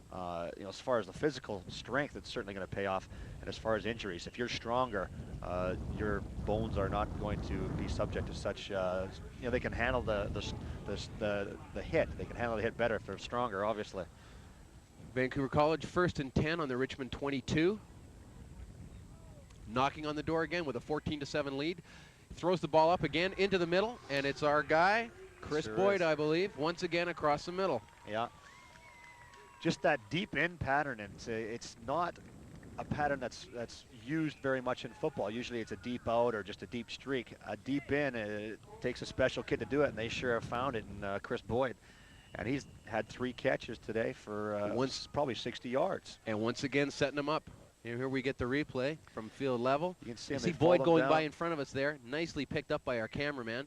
And then the tackle made just by Brad Driscoll. That's Bradley Driscoll that tackled him, but unfortunately he's 20 yards downfield. So they're on about the 8-yard line, 1st and goal. It's the pitch outside to Osborne. Well, that's a good old-fashioned tackle there. That's Edwin Rosari, who filled in the hole and popped him pretty good there. Again, Richmond defense seemed to have a lot of people on that side, so is a good play for the defense there. They seem to get tough when they get the ball inside their 10, and that so often happens when teams get backed into a corner. They really are able to fight, and it's that and the fact that the play selection cuts down for Vancouver College. There's only so many things you can do from the 10-yard line. They picked up a couple of yards there. Looks like they've got about 6 to go for a touchdown. 2nd down, right up the middle to Baca, and he picks up a few yards, and that's a touchdown. He punches it through. That makes the score 20-7 for the Vancouver College. And they picked up right where they left off in the second quarter. That's just good old-fashioned football. That's we're going to beat you up, and there's nothing you can do about it. Just straight ahead, bull them from 6 yards out, and that's just the Vancouver College offensive line controlling the pit. You know, I've mentioned this a few times, but I spoke to Paul Del Monte, the coach of Vancouver College, before the game, and I don't think he would never say as much, but I don't think that he had that much hopes for this game. I think he's probably as surprised as anybody else. They missed that convert, unfortunately. That was old Ivan's been having a great game. He's having a couple of problems, then he comes back and makes a hero out of himself. So that might be a valuable point. This game's still early. That's a big point. You want to make sure that those converts are converted at all times. Right, and as you say, even though they are down by two touchdowns, 13 points, right. All it's going to take is a couple of big plays to turn things around. Perhaps get Greg Fournier the ball, and as he nearly did on the last kickoff return, nearly broke one, and they'd be back in it. All right. But anyways, yeah, Coach Del Monte's got to be very pleasantly surprised with the outcome here. He's playing with a lot of grade 10 and 11 players and going with the inexperienced kids. The difference being at college, though, they stay at the same school right from grade 8. They play the same system from grade 8 to 12. That's and the big point. You got to fill the same role year in, year out, and you know exactly where you stand. Yeah, that's another advantage that these private schools have. You know, they go 8 through 12, and like you said, it's the same system, and that's important. Well, I'm a Thomas More grad, and I used to regularly get my butt kicked by college and Notre Dame players. And that one, is it going to go out? Fournier takes it, and he's going to be going right. Eludes one man, eludes another. Does he have the speed to get outside? A nice open field tackle there by Melvin Palmiano. A very nice, wrapped him up and brought him down. Boy, that Fournier is dangerous, isn't he, when he gets that ball?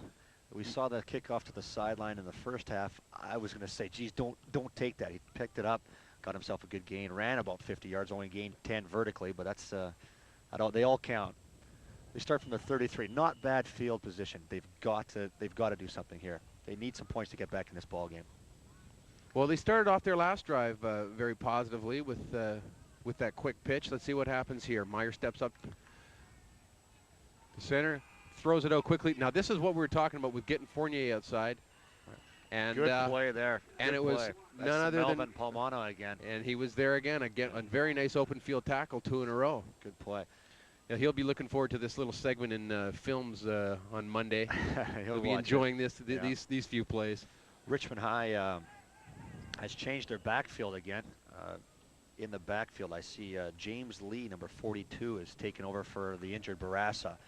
Again, Richmond High having to fill in with second string fullbacks and linebackers. That'll hurt you.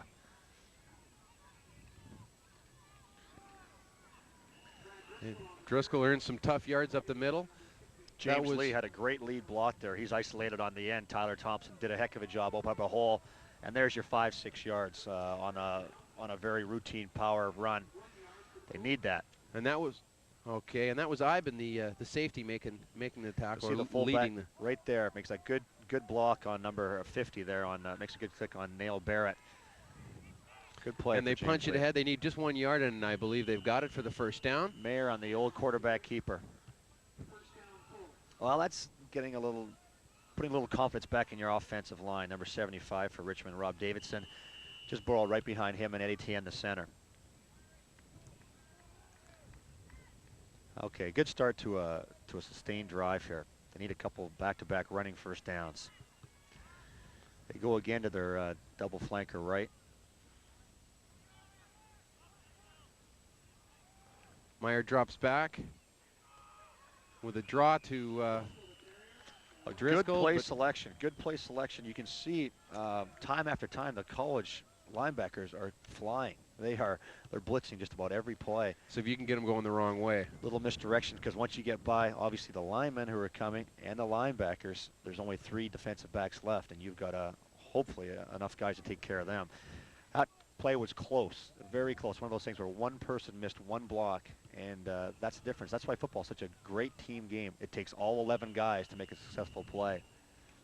Looks like a timeout Richmond called here. I think a little bit of confusion in the huddle.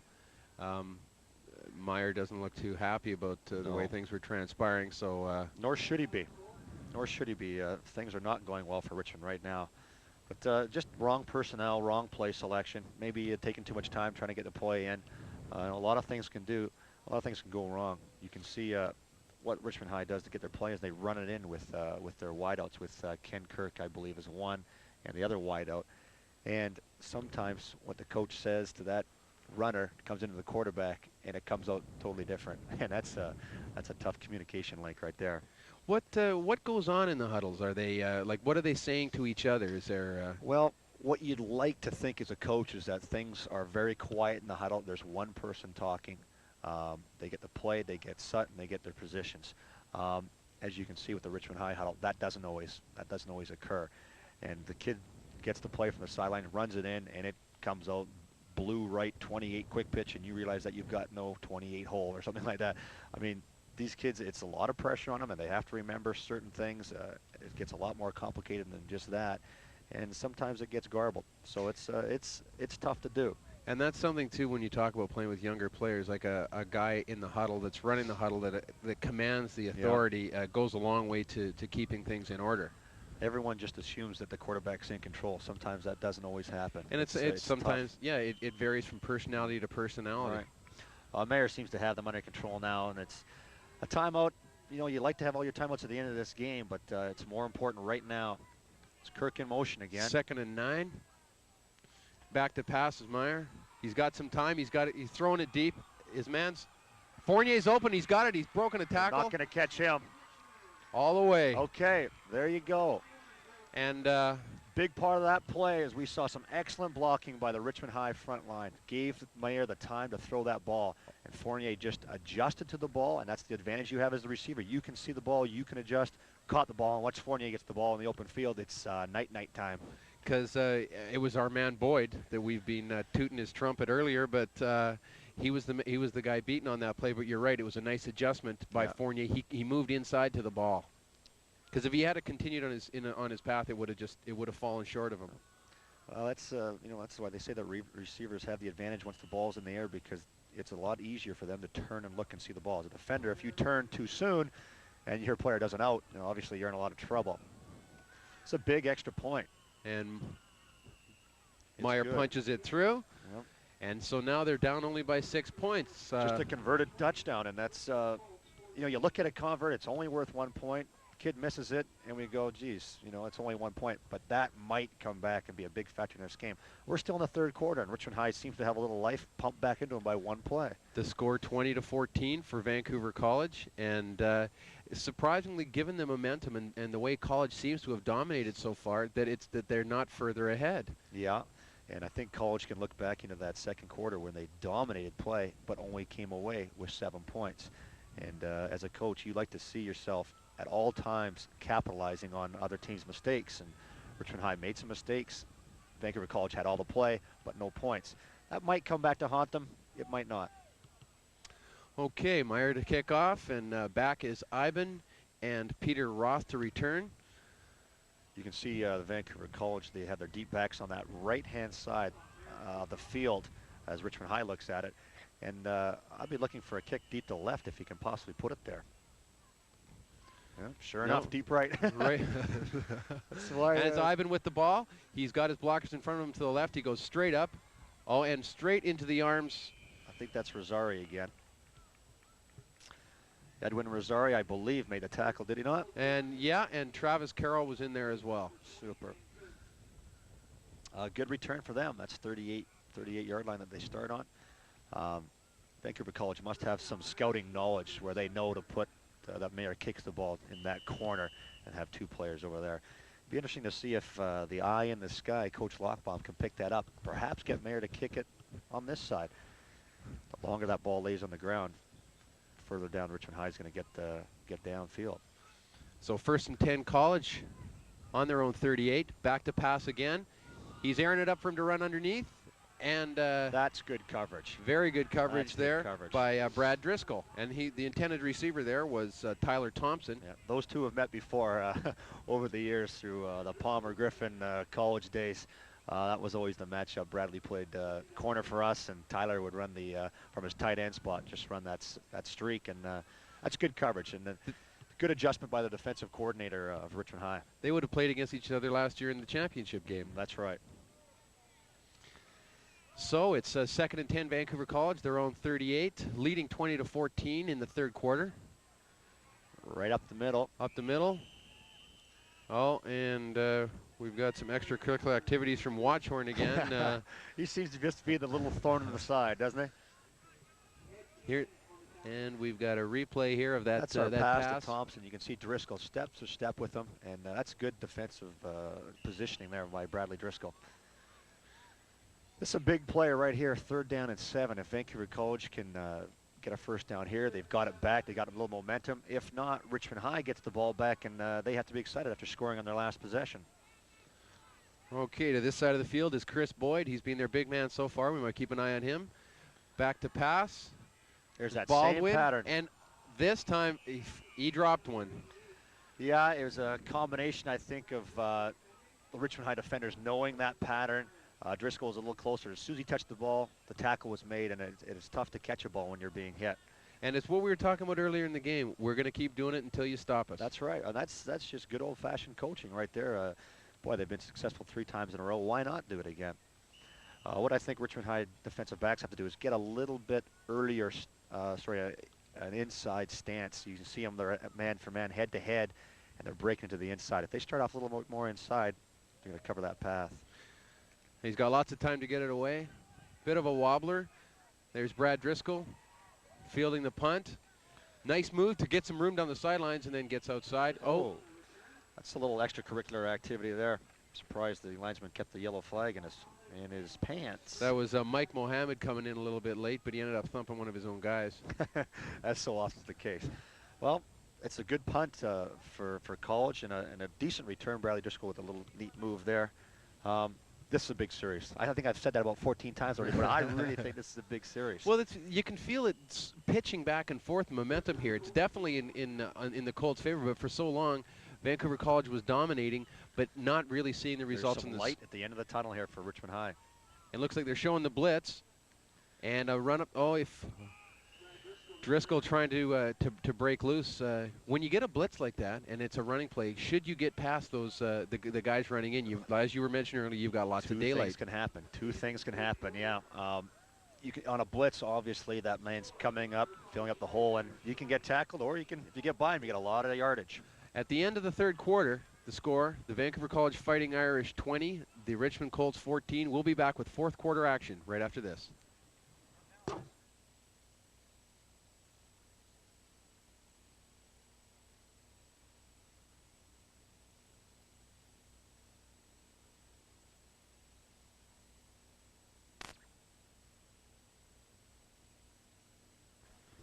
Well, I think what we'll be looking for.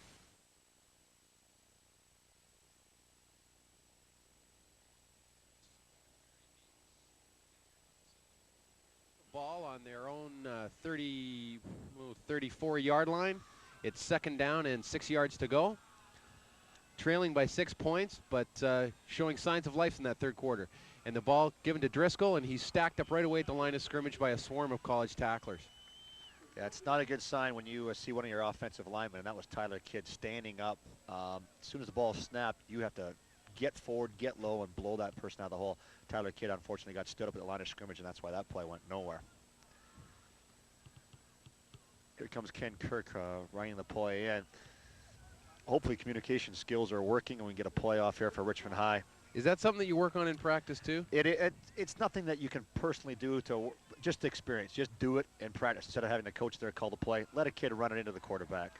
Kirk and Fournier both wide to the right. Here's our option play. Oh, and a fumble. The ball stripped, but I think recovered by the Colts. Yeah. It was a nice. It was a nice play by. I didn't pick up who the college tackler was, but they just reached in and plucked that out on him. Yeah. That's recovered for Palmer by Davey Levine, and I hope I'm saying that right. Jumped on the ball, and that's why offensive linemen are always taught to follow the play, because bad things can happen. And that was one of them, and fortunately for them, they got it. And here we get it. And you can see the scramble there for the ball. That's the option play by Mayer, and it's tough to see those guys come from the back, and I think he got hit and stripped from behind. Tough to hang on the ball when you don't see that person coming. Now, if it seems at times that we don't really know what's going on in these replays, we are on the roof of the school, and it's quite bright up here, and we're trying to see the screen. Imagine watching TV on the roof of your house, and that's what we're doing. So I wish my house was this big. Richmond High using another timeout, and that's unfortunate. You want to have those timeouts. This game's obviously going to be a close ball game, being down 6 points here in the fourth quarter. You need those timeouts for maybe a late drive, and I'm not sure why we're getting so many timeouts by Richmond High. It might be confusion, might be personnel, or it might be the fact that so many of these two-way players now are getting tired, and they might just need a little water break. So how many are they allowed? 3.5? It's 3.5, right?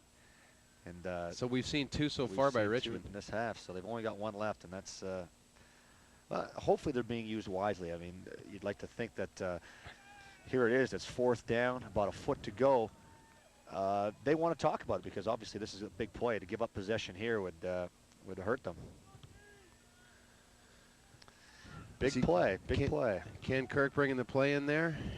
Wouldn't be surprised if Mayer got the old quarterback keeper trick again. And all he's going to do is he'll come up to his center at Etienne, tap him on the side of the butt, and that's which side he's going to go on. You can see there's head up on the college player.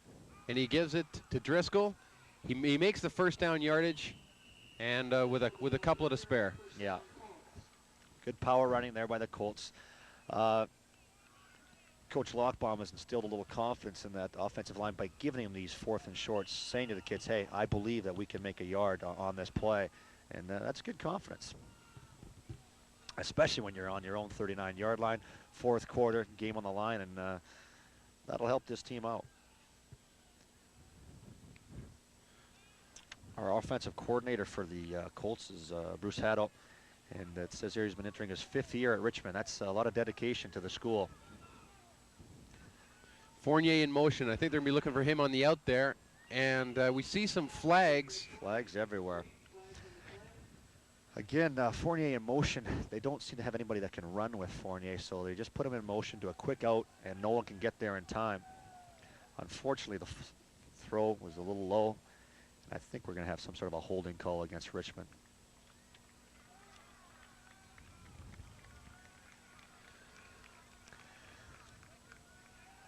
And I think you're right. Richmond retreating deep into their own zone to huddle. I saw through the referee a holding call. There was definitely 2 flags. It might have been 2 different holdings on the same play. They declined the first holding call, take the second holding call. It'll be a 15-yard penalty.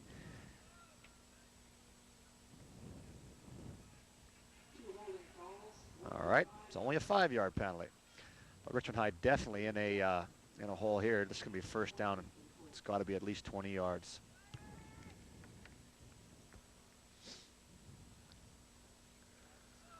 So we're looking at first and 20. Fourth quarter action. Vancouver College leading 20-14, but the Colts showing signs of life, coming back here and in a tough spot right now. Up the middle goes Driscoll, fumbles it again but recovers. Boy, that's unfortunate. He looked like he had a little room there. Great comeback, cutback, and had some room, and just lost the luggage, so to speak. That's unfortunate for Mr. Driscoll there and the Colts.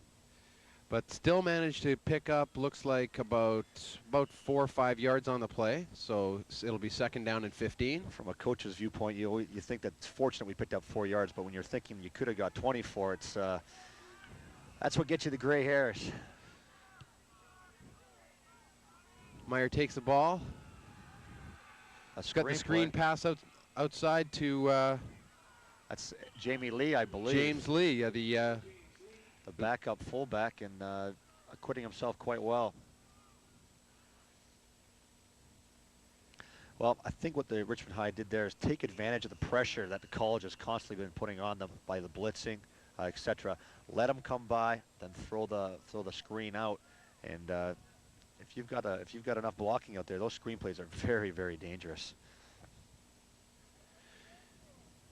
Now, we were talking about Driscoll getting all the yards last week against Kamloops. We haven't seen him really break one yet today, and that's perhaps a tribute to the college tacklers. Yeah.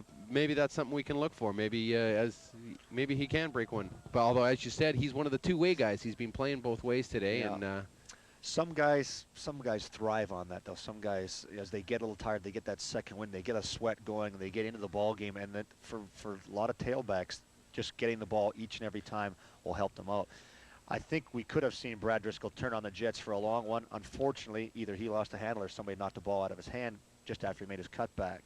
That's something you hear a lot from the pros, the running backs. They want the ball. They want the ball. The more they play, the better they play. Well, you've got to recall back to guys like O.J. Simpson and that class of running back that would get the ball 25, 30 times a game and love it, and seemed to get better, faster, and stronger as the game went on. See a couple of college players down on this particular play. I think just leg cramps, though, by the stretching ritual that he seems to be going through right now. That's number 55, Mike Harrower. I believe it's hard to read upside down from here. Nothing serious. Well, we've got third down, and looks like to be a long 9. Be nice to see Richmond High continue on with its drive. It's been fairly successful. We haven't really seen much through the air. Mostly of the short variety, a few quick outs, that first touchdown to Fournier. Yeah, that's right. Again, you go with what you do well. They seem to be running the ball now with a little bit of authority, so that'll work out for them. You go with what gets you to the dance.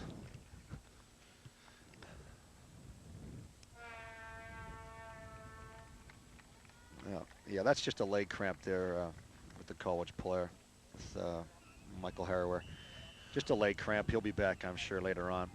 So, third and 9.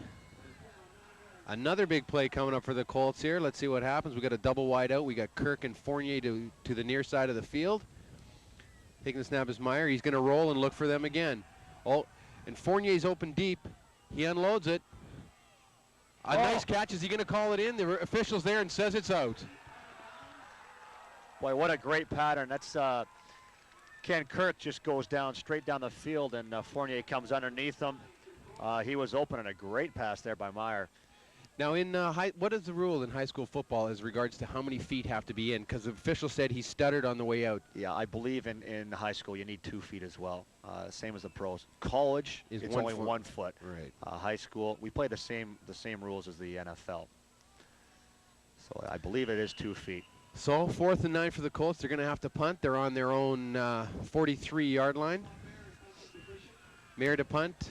Ivan at the other end to receive.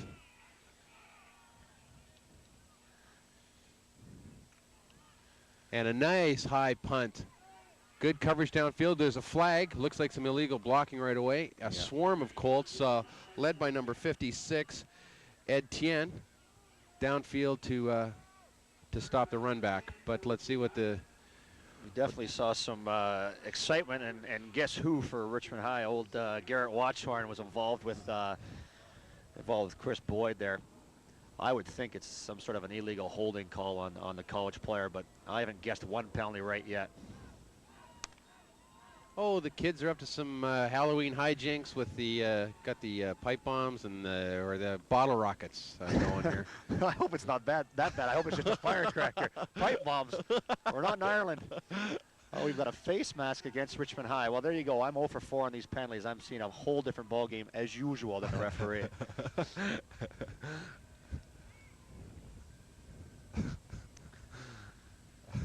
Don't come to a Richmond High game, people. There's pipe bombs, apparently. We've just lost 75 people in an incident. I think that's just the college fans expressing their delight in the upcoming holiday. Well, again, the Irish get a break, and I have to say that because I definitely saw holding on college's behalf. They're out there 43. Baldwin hands the ball off up the middle. That's a good game. That's running back for college. As soon as he gets the ball, Stephen Baca gets the ball. He seems to power for 3 or 4 yards once he gets Colt players on him. You've got to hit him a little lower, I think. Picked up 6 on that one. 4 of that with 3 or 4 Colt players hanging all over him. 2nd and 4. The Vancouver College approaching the midfield stripe at their own 48. Takes the ball, gives it to Baca again, fumbles it. It's loose. It's bouncing around, but it appears to be recovered by Vancouver College on a lucky bounce. That's a great play. Great break rather. Because there was a lot of maroon shirts around there, and it bounced the one way that it needed to. Richmond High on a blitz. Jason Bulpitt, I believe, is. No, I'm sorry, I'm wrong. It's Rob Davidson. The end made a great tackle. Ball came free. A lot of Colt players around. The ball bounces forward 3 yards, and the college player jumps on it. So they get a gain of 3 or 4 on that. So the Irish looking to make a first down and sustain this drive here. And more importantly, keep the ball out of Richmond's hands. Again, it's Baca, and again, he's got the yards he needs. They're into Richmond territory. They're at about the Colts 45, looks like they're marking it, and certainly a first down. Yeah, Steve Baca is a good power runner. I don't think there's any surprise where that play was going. And as we were talking about the good guys getting better as the game progresses, he's getting the ball more, and he's grinding it out with a brief exception when the ball was pried loose from him. And well, that's what the Colts are looking for now. They need a bit of a break. They need something. They need that ball back. 1st and 10, Vancouver College. Baldwin takes the ball. I think a bit of a mix-up there. Yeah. He was looking for somebody, and they weren't there. Boy, we still have the curse. Don't we give Stephen Baca a couple of compliments? And that's just their good old-fashioned crossbuck play, and he simply forgot what he was doing. And that's a tough feeling. Tough feeling for Greg Baldwin to have that ball and say, wait a minute, I've lost my fullback. So he'll take the hit and talk to Stephen about it, and they'll work things out. But he squeezed a couple of yards out of it nonetheless. 2nd and 8 at the Colts 42-yard line, 43 about. Baldwin up over the center. Colts showing blitz. Back to pass. He's got a little bit of time. He's got his man open. Oh, very nicely shucks off a tackle there. That's number 35, Jeff Strench. That's the first time we've seen him with the ball today. Took a lick and kept moving. He sure did. That was a good hit there with Edwin Rosero, who's playing his safety spot now. Came up, laid a good lick on him, and the person for college had enough gusto to keep on his feet and pick up the first down. That's a good play for him. Now, as far as stripping the ball, we're talking about a turnover. That is definitely something that you That's encourage. coachable and something that if you have some time of practice, you'd like to go at. We call back the Seahawks. Were great at that a couple years ago because they worked on it, special teams all the time. And stuffed at the line, led by Tyler Kidd. That's a good play for the defensive front four of Richmond. They've been running that play at them all day, and finally they've responded. That's good when you can hold a fullback to less than a yard. So they're looking at 2nd and 9 at the Colts 29-yard line. Travis Carroll was also in on that play. That's where they've been running at that right tackle spot at Richmond, and he stood up and stood his ground.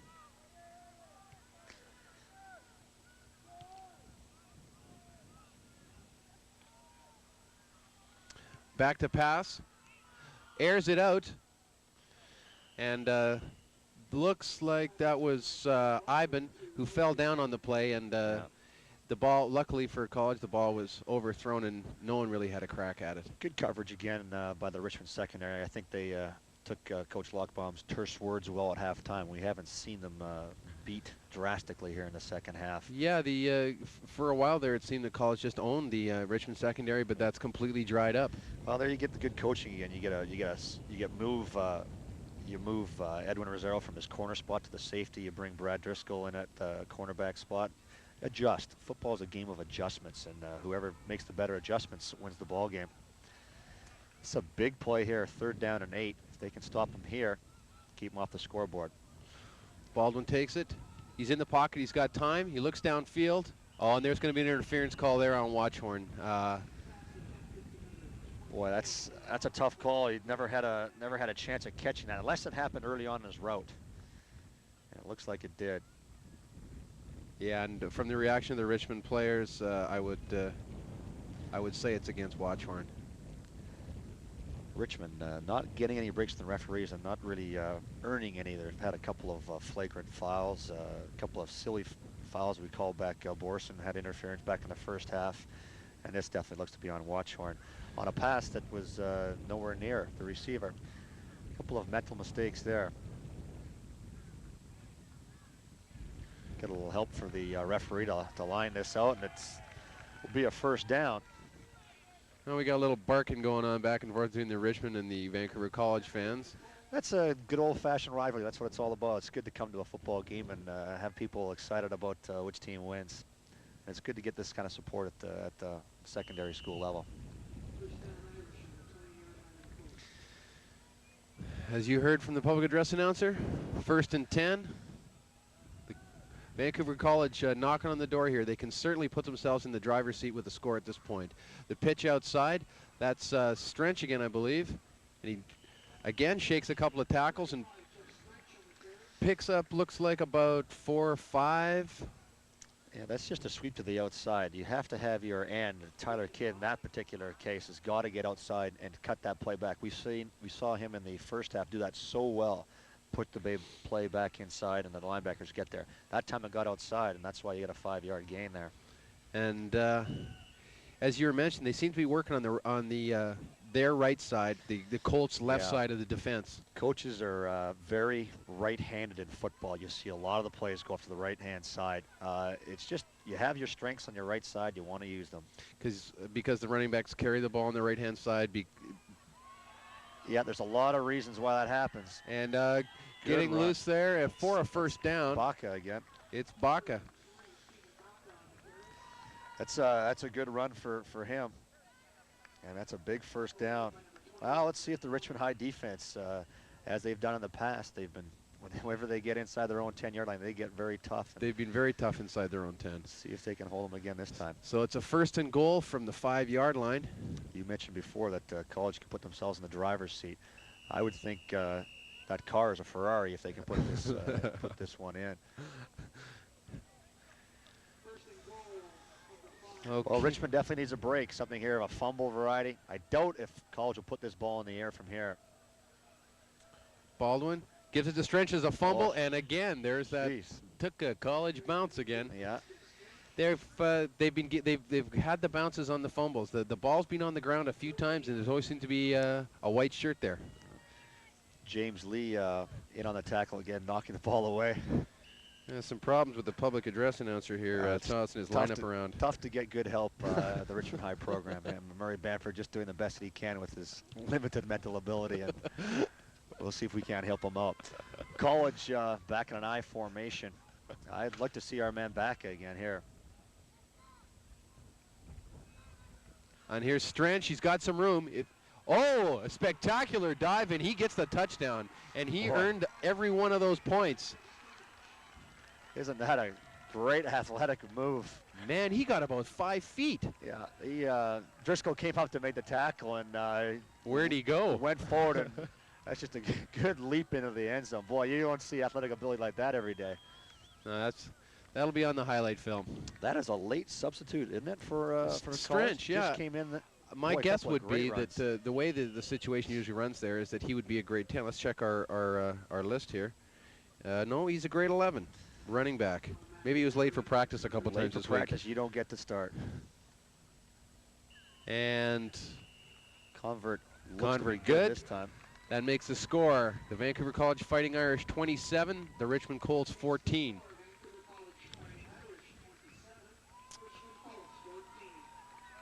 So as we mentioned, the momentum seesawing back and forth, and College definitely taking matters into their own hands with that touchdown there. That'll put a pretty good lock on the game for College. And here we got a replay. Let's hope we get a good look at Air Strench here. There he is, just going around the right hand. Boing. Takes off. Boy, isn't that neat? That's good. I feel sorry for Bradley Driscoll. Came in there, looked to have him all good form, and boom, this guy's over you. You just don't expect that from a running back. And all that, left, right, but not over you. And it looks great in there and equipment and everything, but sometime try dropping from 5 feet onto your chest. Yeah, you know, it can smart. You got to be pumped for something like that. I'm sure he is. He's got his chance to play, so he's excited. He'll and do making anything. the best of it. It happened to me. Come on, Dad. You don't believe me? You're going. Kickoff return here, and when you got guys like Driscoll back and Fournier back, these things can happen. College in their unusual stance. McNamara kicks the ball, bit of a knuckler down the sidelines, and this time they take your advice and let it roll out, and they'll take the 5-yard penalty. It's a re-kick and move them back 5 yards, and that just gives you better field position. Both teams seem to like to try to pin people down in that bottom right-hand corner, the far side of the field from our viewpoint. And I've got to talk to these coaches. I got to find out why. It's quite a strategy. Both teams are using it. It must work. I'm going to take that back to old Coach Kishi. Maybe he'll give me a sticker. Well, the eye in this guy yeah, sees all. This guy, he does.